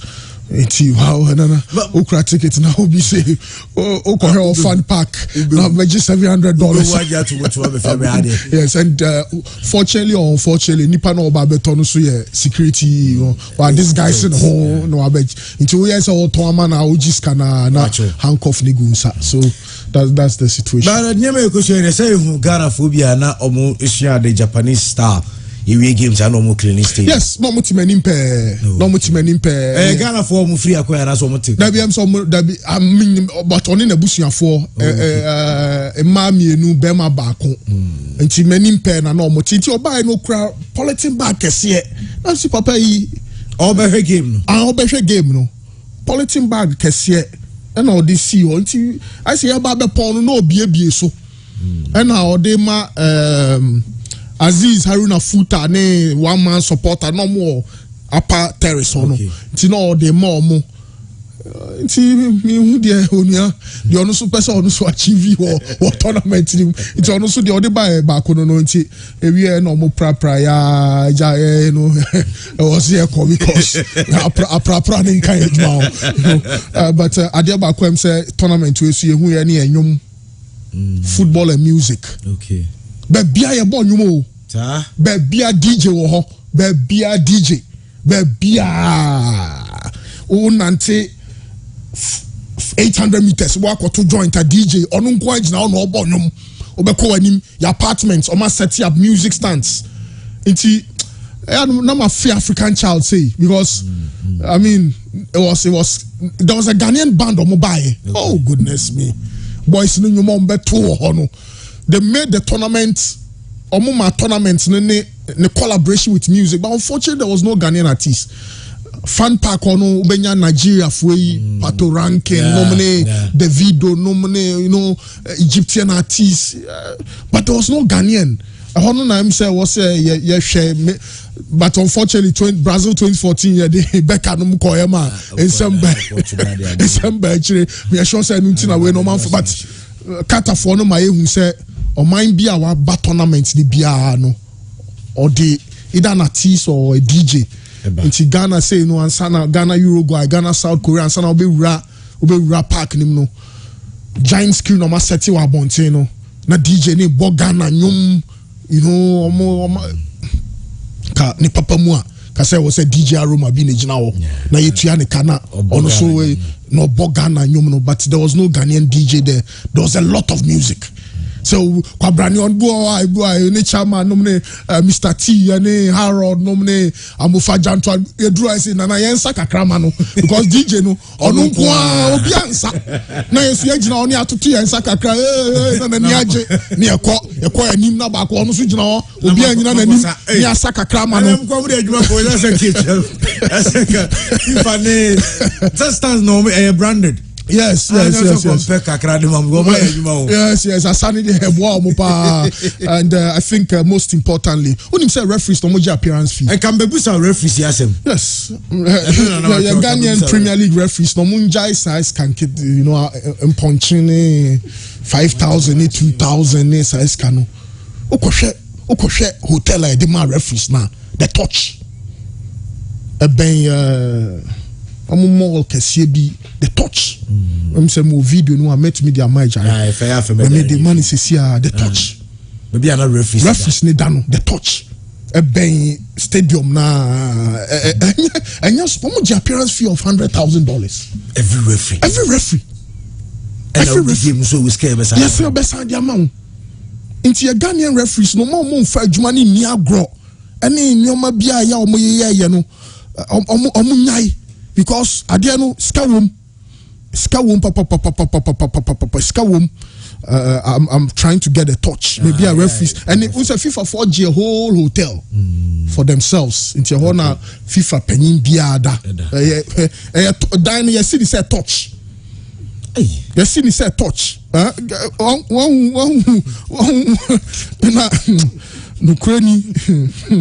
Baby.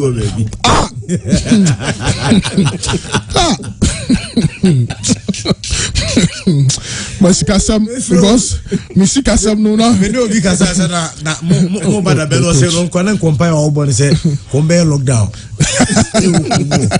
then complete the yes wakawa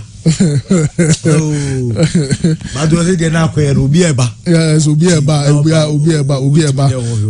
I'm saying the touch no a free me phone so but mama jare a bit of the center of town Lucille hono almost share that see Lucille hono for a new capital, a new city for the World Cup. Hono omo advert bi on be bia hono mutwa no Ukraine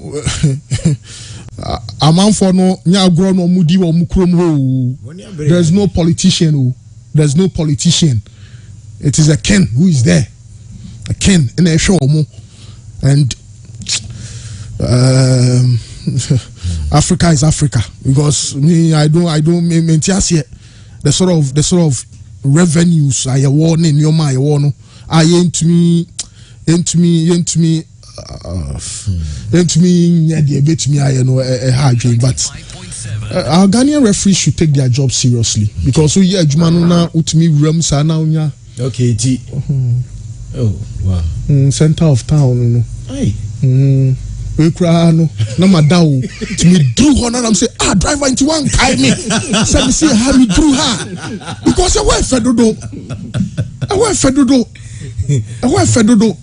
just say e kura mu nu 5 million omu nu 5 million o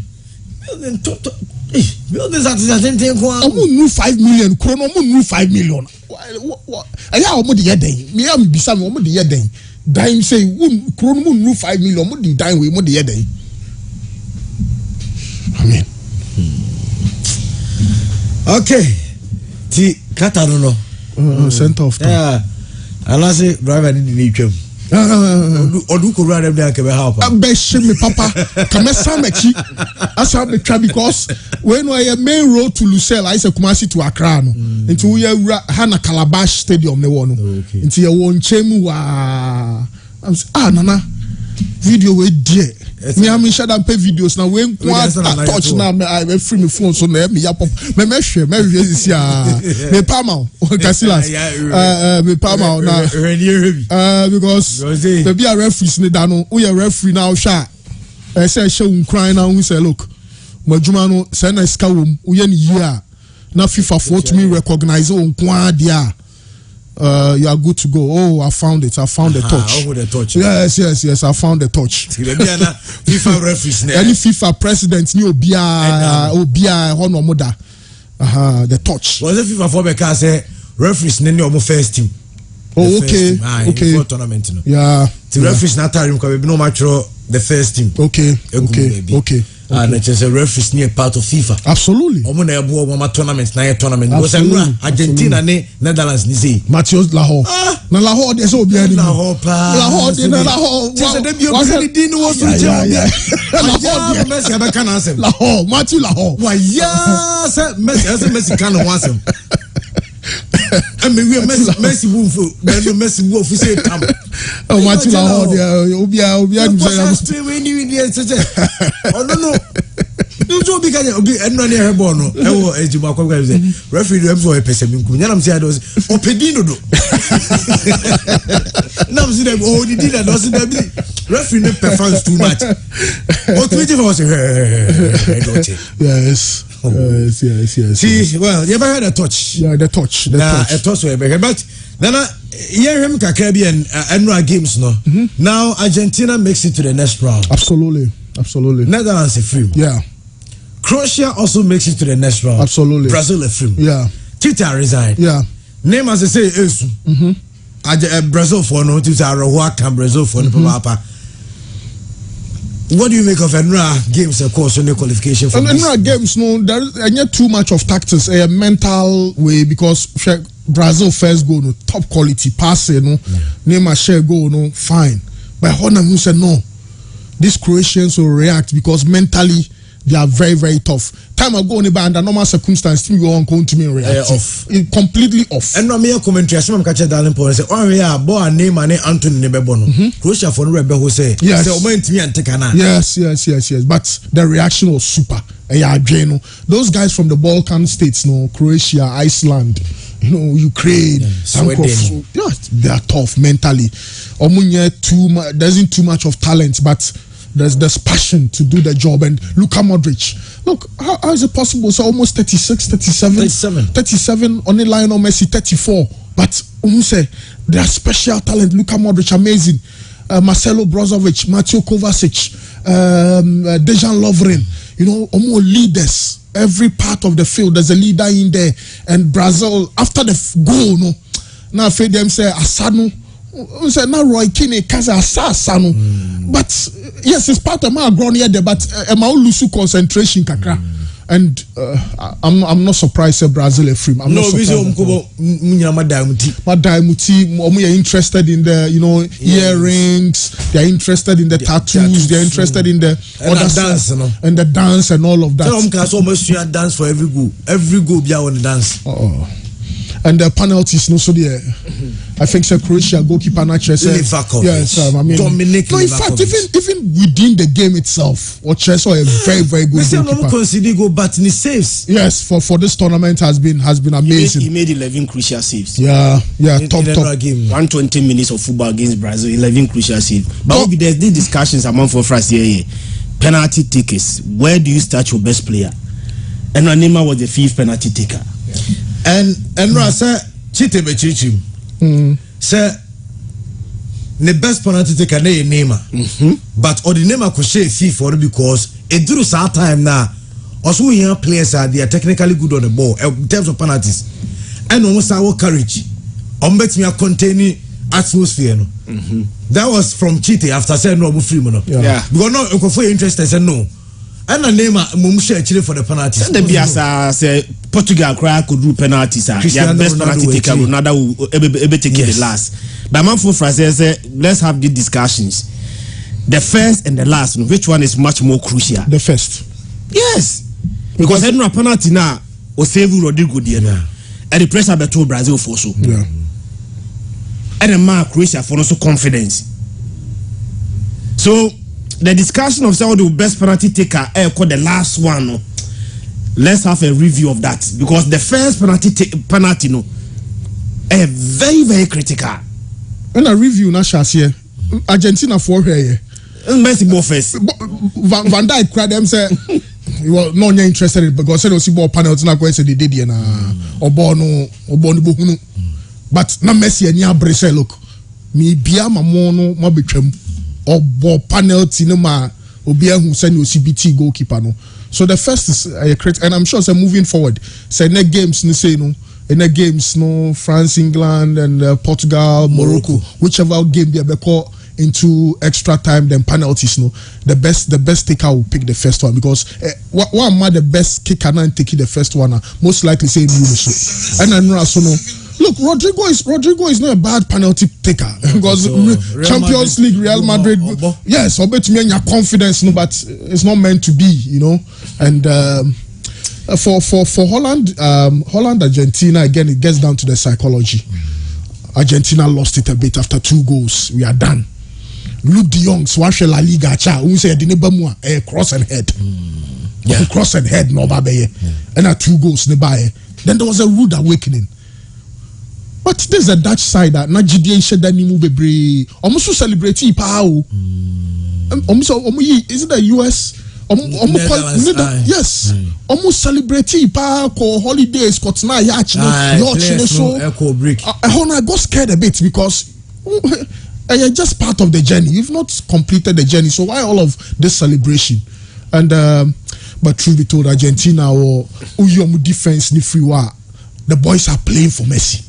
Is for Messi. And Emiliano Martinez after the game, no. Also he would die for Messi. Also he went in for Messi. He drew penalties, no. Also he went there for Messi. Yes.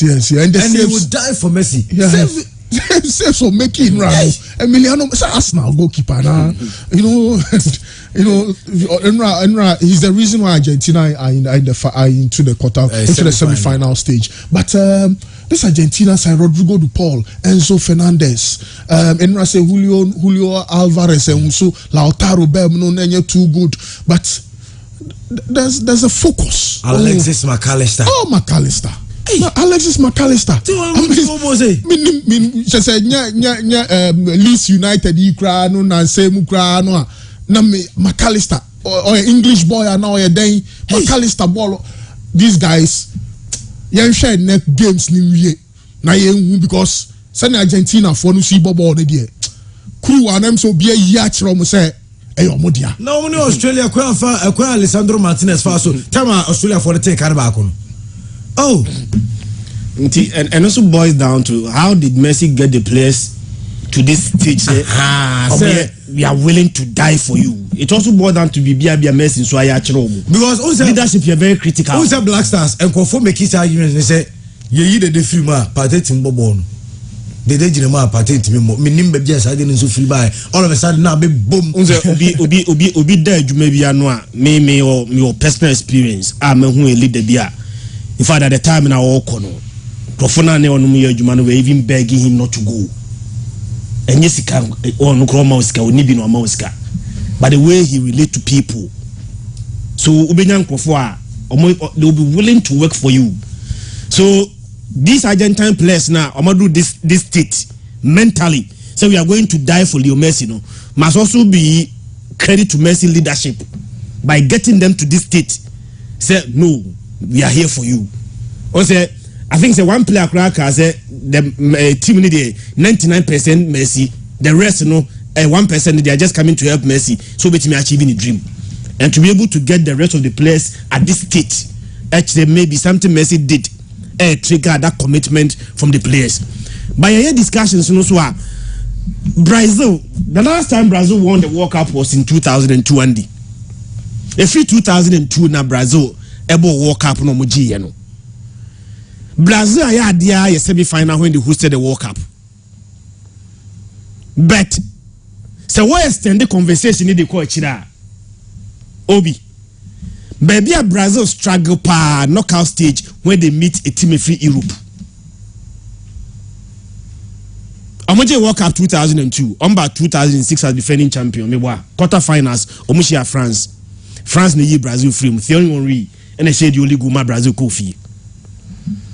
2010, Brazil SF free quarter final corona. Mekai San Robinho said the first goal in my Brazil the 10th minute. And a Holland Betty said 2-1. Wesley Schneider and about 2 goals near my Holland. 2014, any the only time a Brazil do semi-final and no crowd they do knockout stages. Brazil ran 16 and the quarter final when share European team. Because Oko sa World Cup now. Edu ran 16 Brazil bo Chile. About 1-1. And then they won on penalties. You do quarter final, Brazil bo Colombia 2-1. But again, Brazil drew semi-final now. Oshia and European opposition, Germany 7-1. So since they won the World Cup, anytime Bia Umbeti do knockout stage, now Brazil share opposition, European opposition, Brazil do not survive. Yeah, Ken, you say Brazil there about World Cup they are the standard. Omona aje do omona abo World Cups ni nyina. But yeah, they na do bet this stage. I think say at the knockout stage, I said the Europeans are now beginning to have dominance over Brazil. They are dominating them. In the past, maybe they say on place in Europe they develop the more. So the European football any dominance on South American football. Almost had domusu yepa. And again, yes, I catch it. Say Brazil bet me we game na only game no men ko penalties. You can fear say some ball on ko penalties. Because Croatia for the come master no. Tamam for very fear. Andy, say last World Cup final. Yeah, I'm France ball final. But if you knock out stages no. The last World Cup. 20. Omudru ran 16. Omune Denmark game the pie 1-1. They won 3-2 on penalties. Omuba omonimno quarter final. Omune Russia bo 2-2. Oh, quarter final. They won 4-2 on penalties. So the last World Cup now, Omundi second from round 16 to quarter final. Games in they won on penalties. Again, semi-final game some in England about semi-final. On the game we extra time. Extra time and extra time crown almost say England. So when you don't finish them in 90 minutes, now extra time and they forget it. They have players that mentally they are tough. They know how to manage games. General, who say game in the pie 0-0 after 90 minutes, now I'm going to say one here Brazil for Nikufi. And a Brazil for also. Sometimes this World Cup criteria say 1 goal ain't enough. 2 goals ain't enough. Argentina almost suffered from it. Ghana and South Korea say 2. Eventually, a 2 stars answer the game nearby baby. What's that one now opportunity to score the second? Men for born in Niagara. And for born in Niagara because Croatia for you were just looking for penalties. You take any penalties, ɛna Brazil for ne yɛ kokwasa sa ball ko penalty sa in fact goalkeeper now mo kana stem no Dominic Livakovic and now save one pay but that was a very crucial save the first one before so save and first penalty no only Japan was save 3 so even this World Cup omako penalties mienu back was against Japan and then radie no Japan then was save 3 penalties. So when you have such a goalkeeper against them, you don't place enco penalties because possibilities of betting film no now is so high.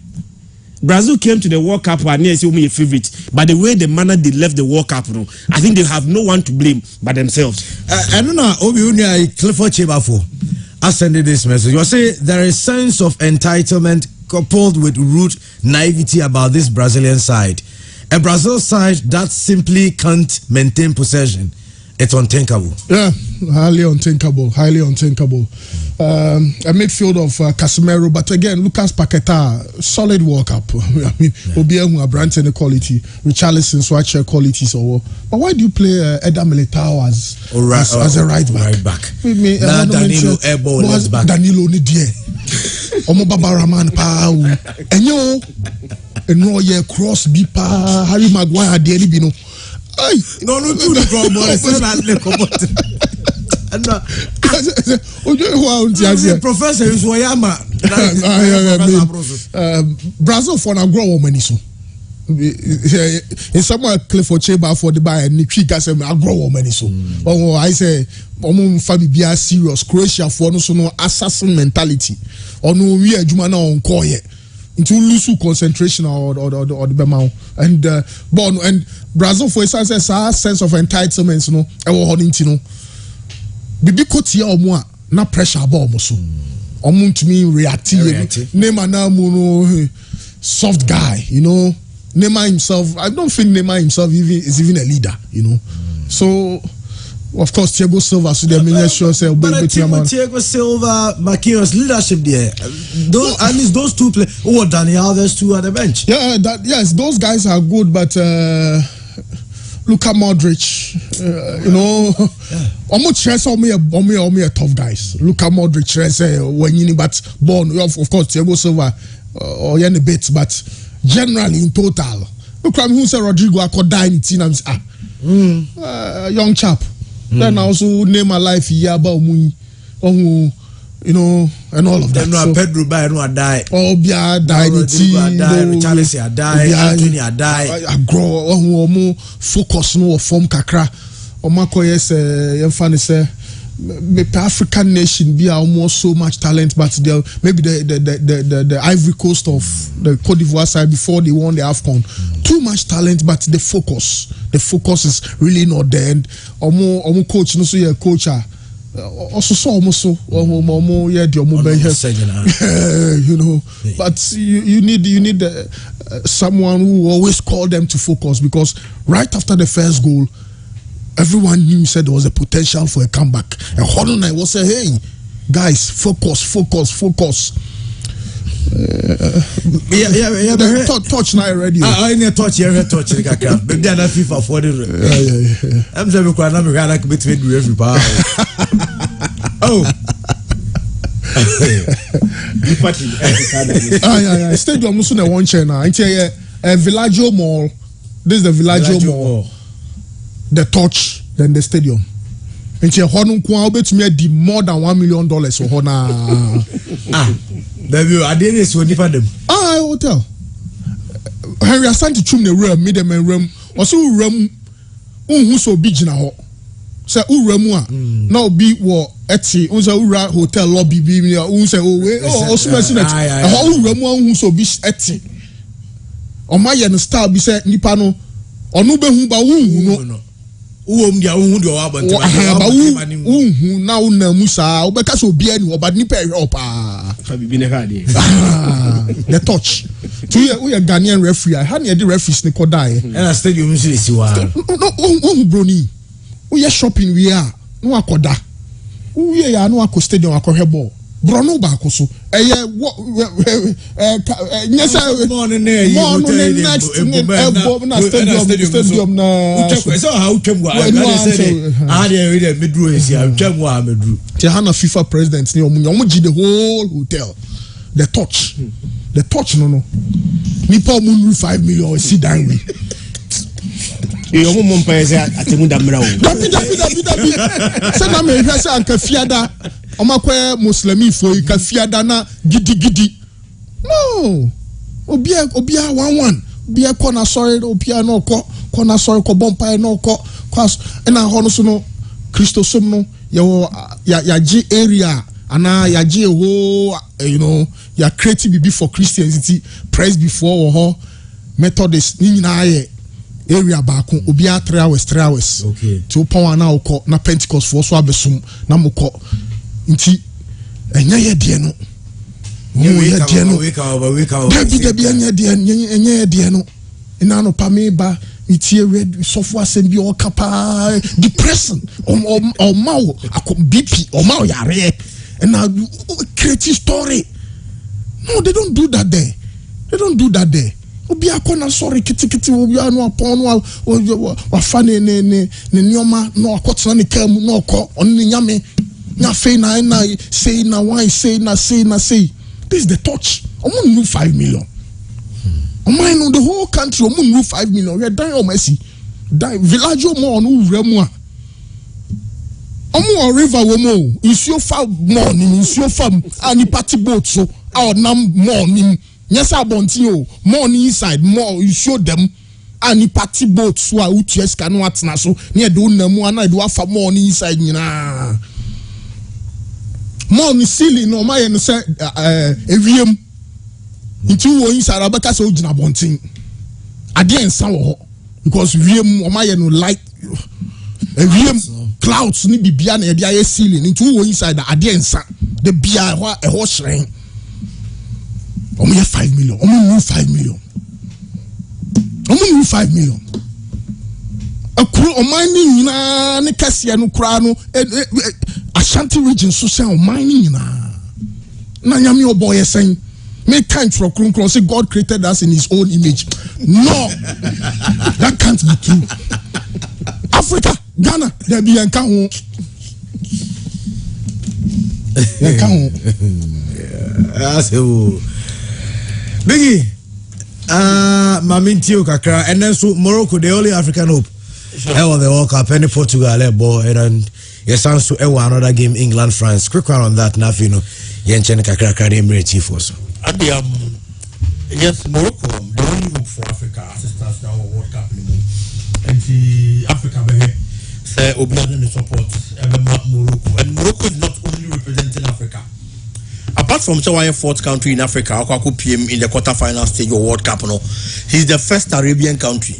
Our quarter-final stage. There is nobody, and I say no country from the Arabian countries and other states our World Cup quarter-finals. Morocco enjoy a lot of support in Nepal because Nepal dom you and I do almost support in Morocco. So apart from that, coach Walid Regrari is the first manager of World Cup quarter-final African coach Obo quarter-finals World Cup mu wa Senegal no akwakobo quarter-final ni bi yehu that of Ghana kokobo quarter-final ni bi but among all these countries amokobo quarter-finals no coaches foreigners no more Africans so Walid is the first African and apart from Morocco record way as the first Arabian also and the first African coach Akwaku PM was half age and opponent Oceana and also opposition Oceania against that of Luis Enrique now Otimi Edina Chika from before that now only Roberto Martinez Mabo washomo enti onye obi so that of Portugal he's brimming in confidence because coaches are watching in this particular tournament open Sima omabo tougher opponents per name Ebia enya performance but per name omabo tougher opponents pa ultimately that of Morocco emfa emfim. The only problem is that who compare the two coaches are only that of Santos. Santos has vast experience. Why Jumanache? Apart from that, he's won the Euros with that of Portugal. Obeji UEFA Nations League. And how our progression now yena. Obia ekwana nimba kumienu a feel say this is the time say oye bibi de man ho. It's England for Nebano.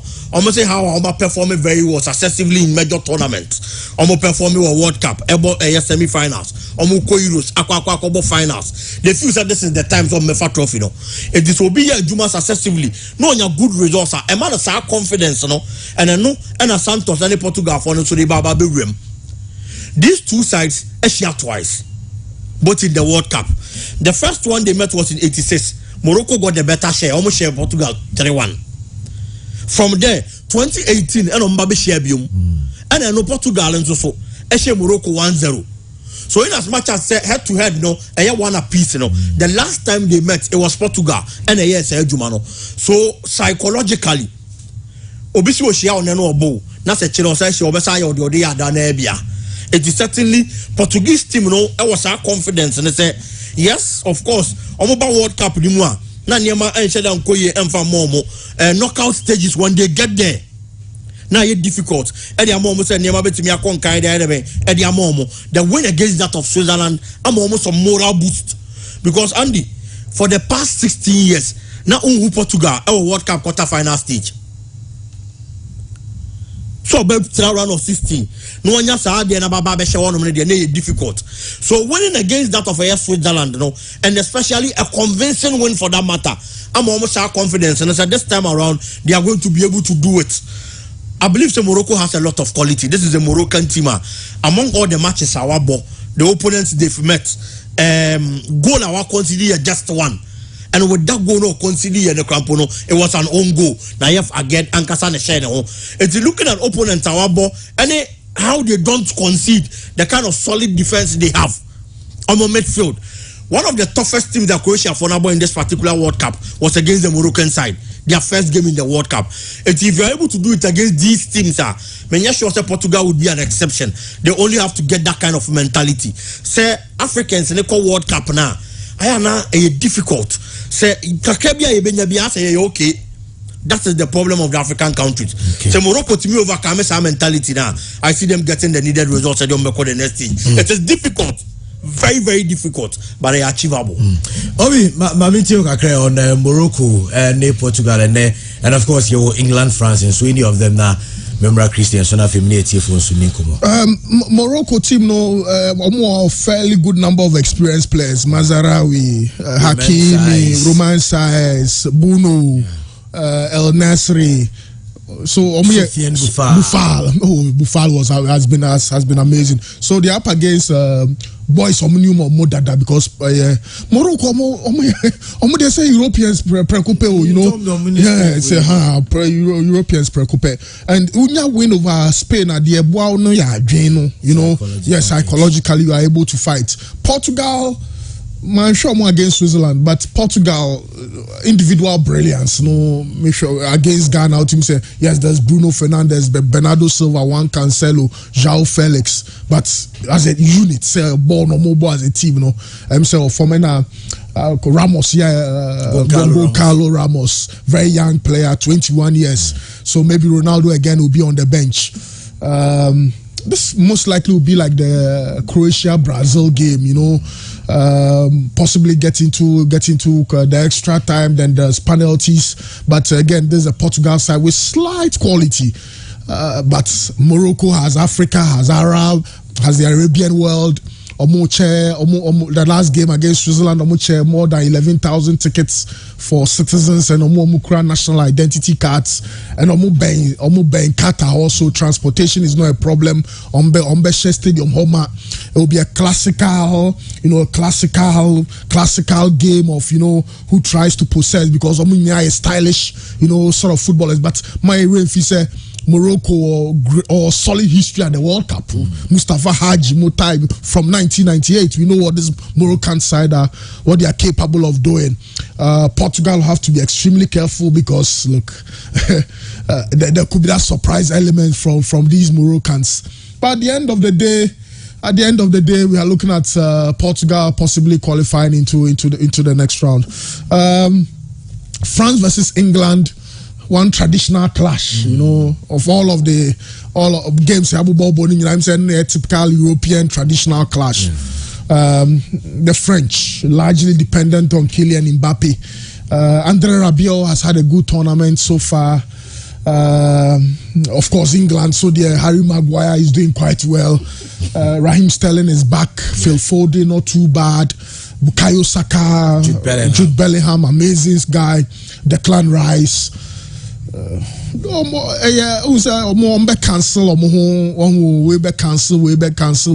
but who marks Kylian Mbappe? Kyle Walker now. So between Kylian Mbappe out of the game there, then we're 30% off. But someone to me handle Mbappe there, then they are in big trouble, big trouble. And I was some Bompire say the Croatian version of Jordan Pickford, because Pickford my a typical English goalkeeping, performance there, then England will be packing out. But again, the French are the favourites, defending champion. Laurent Blanc, rare breed, because we're winning World Cup as a player and as a coach. It's only Didier Deschamps. So there's a great chance France for now. For teams on the qualify, I'm going for Portugal and I'm going for France. Okay. Christian. Well, South Africa, we are here last week in Morocco. From the African point of perspective, in expect to say Morocco beat me qualify, but the start reality is Edema Morocco. How amazing it will be South Africa for the first time in our history. Now an African team able semi-finals of the World Cup. Including anybody. But Andy, I did Morocco I know this World Cup no. Only say Morocco bought how many games? 4 games. Almost 3 keep a clean sheet. Now they become the first African country able World Cup. Now all but 4 games at the World Cup, ball and tormonet. So defensively, Morocco are very, very, very solid.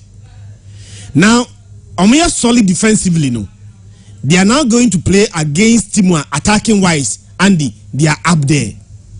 Onum say Portugal has 12 goals in this tournament. Yeah. But Portugal 12 goals, no. 8 different players, and I said the 12 goals for Portugal. So just unlike France, they so much depend on Kylian Mbappe. No, you don't see Portugal depending on just one player, because they scored 12 goals. The 12 goals have been provided by 8 different players, and that is what makes this game such a difficult game for both teams. The mere expecting is that Morocco will concede possession.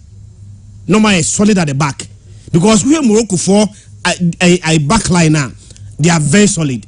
Obiedi Kaka, Mazarawi, any Hakimi, Ashraf, anybody the fullback, the Momo, and Naif Agued, any Abrante Feno, Roman Saez, anybody center back.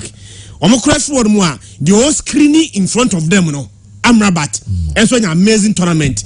So in terms of defensive organization, they are up there. That is why Morocco played against Spain. Now Spain about 77% of ball possession. Barcelona or one team for ball and to Morocco net. Me sure say Morocco against Portugal there. Morocco will try to concede possession, sit back, make a control the spaces and make sure say among my spaces don't go the Portugal for themselves. Say one more ball, one more time. As the space can more there and they will finish you. I'm not expecting anything different from what Obi has already said. So Morocco qualifier, I think it's an upset. Tunisia for any overwhelming favorite. Portugal overwhelming favorite to even qualify to the next stage. But said the World Cup here, upset next be one very careful now and directed team Biana. It bet me a costume. Many say so many goals in this game because Morocco for no very compact. Maybe a 1-0 win for maybe Portugal. And a quite extra time, Krana. I will not be surprised because Morocco for no a very, very well organized defensively. France for any England there. I think England for any more toughest test, toughest game, and discussions no be when they stop Kylian Mbappe, Kawaka. But whilst I was thinking stop Kawaka no. Now we have to be a Olivier Giroud so. And so Olivier Giroud so yepa because Mbappe a wonderful tournament, Giroud a very wonderful tournament. And to one very careful. Now focusing in echo dear brand to Mbappe or more. There's Olivier Giroud and also ever hover around just to hunt you. Teams now players now able center back. And about the English national team, must also keep an eye on a brand here. Your friend Olivier Giroud. Jude Bellingham also an amazing talent. Said England for no edging who some betting stop it Abraham Mbappe no. Me saw that the French must also have a system one. Almost a container Abraham Jude Bellingham because Jude Bellingham so an amazing tournament for the English national team. But again, experience and status wise in maybe at a toss Latin fever team if any French national team. And you know, the game also pan away yet. Nasa France team qualified to the semi-finals. I won't be surprised. Okay, and you're going to be free buddies bar and grill. Numerous game no France and England no buddies. Okay, and I be free on my bar. Nearly a break for you. And you be show. Okay, say Christian say your point will be very. Young butcher. Now me aduma juada. Why? Now me aduma. Na dia was yes woman be as me na so so. Yami krana bompa so ba won na nyame de so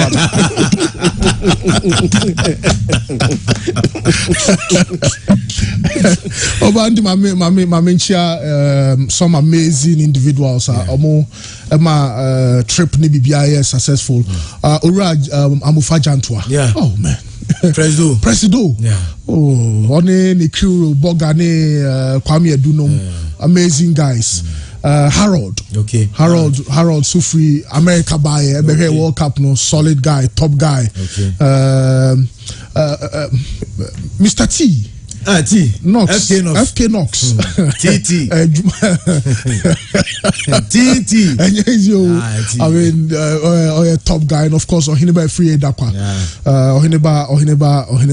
Also, I text him say Morocco win. Yes, Ohiniba is super. Ohiniba is super. And of course, Koto Ghana for so ewo Qatar Kwarase, any guys mean to me more BRD, but me name say your sports crew be mutual pictures ya na me no me sure say your sports crew omo fan base so because the number of people I greeted, the number of pictures I took, it was simple. Be free US, be free Holland, France, Waba World Cup. No one any you know. People are so excited. Omo energy, Jumedia, Ediwa, and I cut a whole crowd here. Almost sports, pure sports. And yeah, that will be biase. Yaba. Oh, Nana Semenshia. Yeah, Nana Semenshia. So yeah, action kakra. Nana Semenshia ma. Oh yeah. Nana Semenshia. So Emma nipa fili kama. Enti ebedo. I'm chief of staff. So Semenshia. Oh, okay. Chief. Member office. Member office. Member. SKB so Sememo Akwaba. Okay. I do say ba. You do say ba. Yeah, KB Group. Fireman. Friends, watch our brand. Yes, will be in the shop. Yes, and then a new shop. Okay. But I say okay. Yes. Okay. Watch our brand here be new shop. Yeah. Amazing. Yeah. Super. Inside me. Yeah. Watch you. Oh, tofu. Say watch anything kafa. Oh, okay. Amazing. Office when I. Yeah. Then you brace or your business and you buy fidie so na ye ni je nko ai sanse utukwan na hu sampa ubo adwuma utukwan na hu no krani enioma bebre ho ya amfa esika nto enioma bebre wo ho na ba wo akose bi ho status say e wu kwan bi amai ja no Mr. T na ye Mr. Mr. T be ya ma breakfast no supper no lunch Mr. T Jai akranti nyina ne adwene ne o sika de nyame aduma adwada me sesa kakra bro me de chromo sika ria no nti munya obi o me sesa bia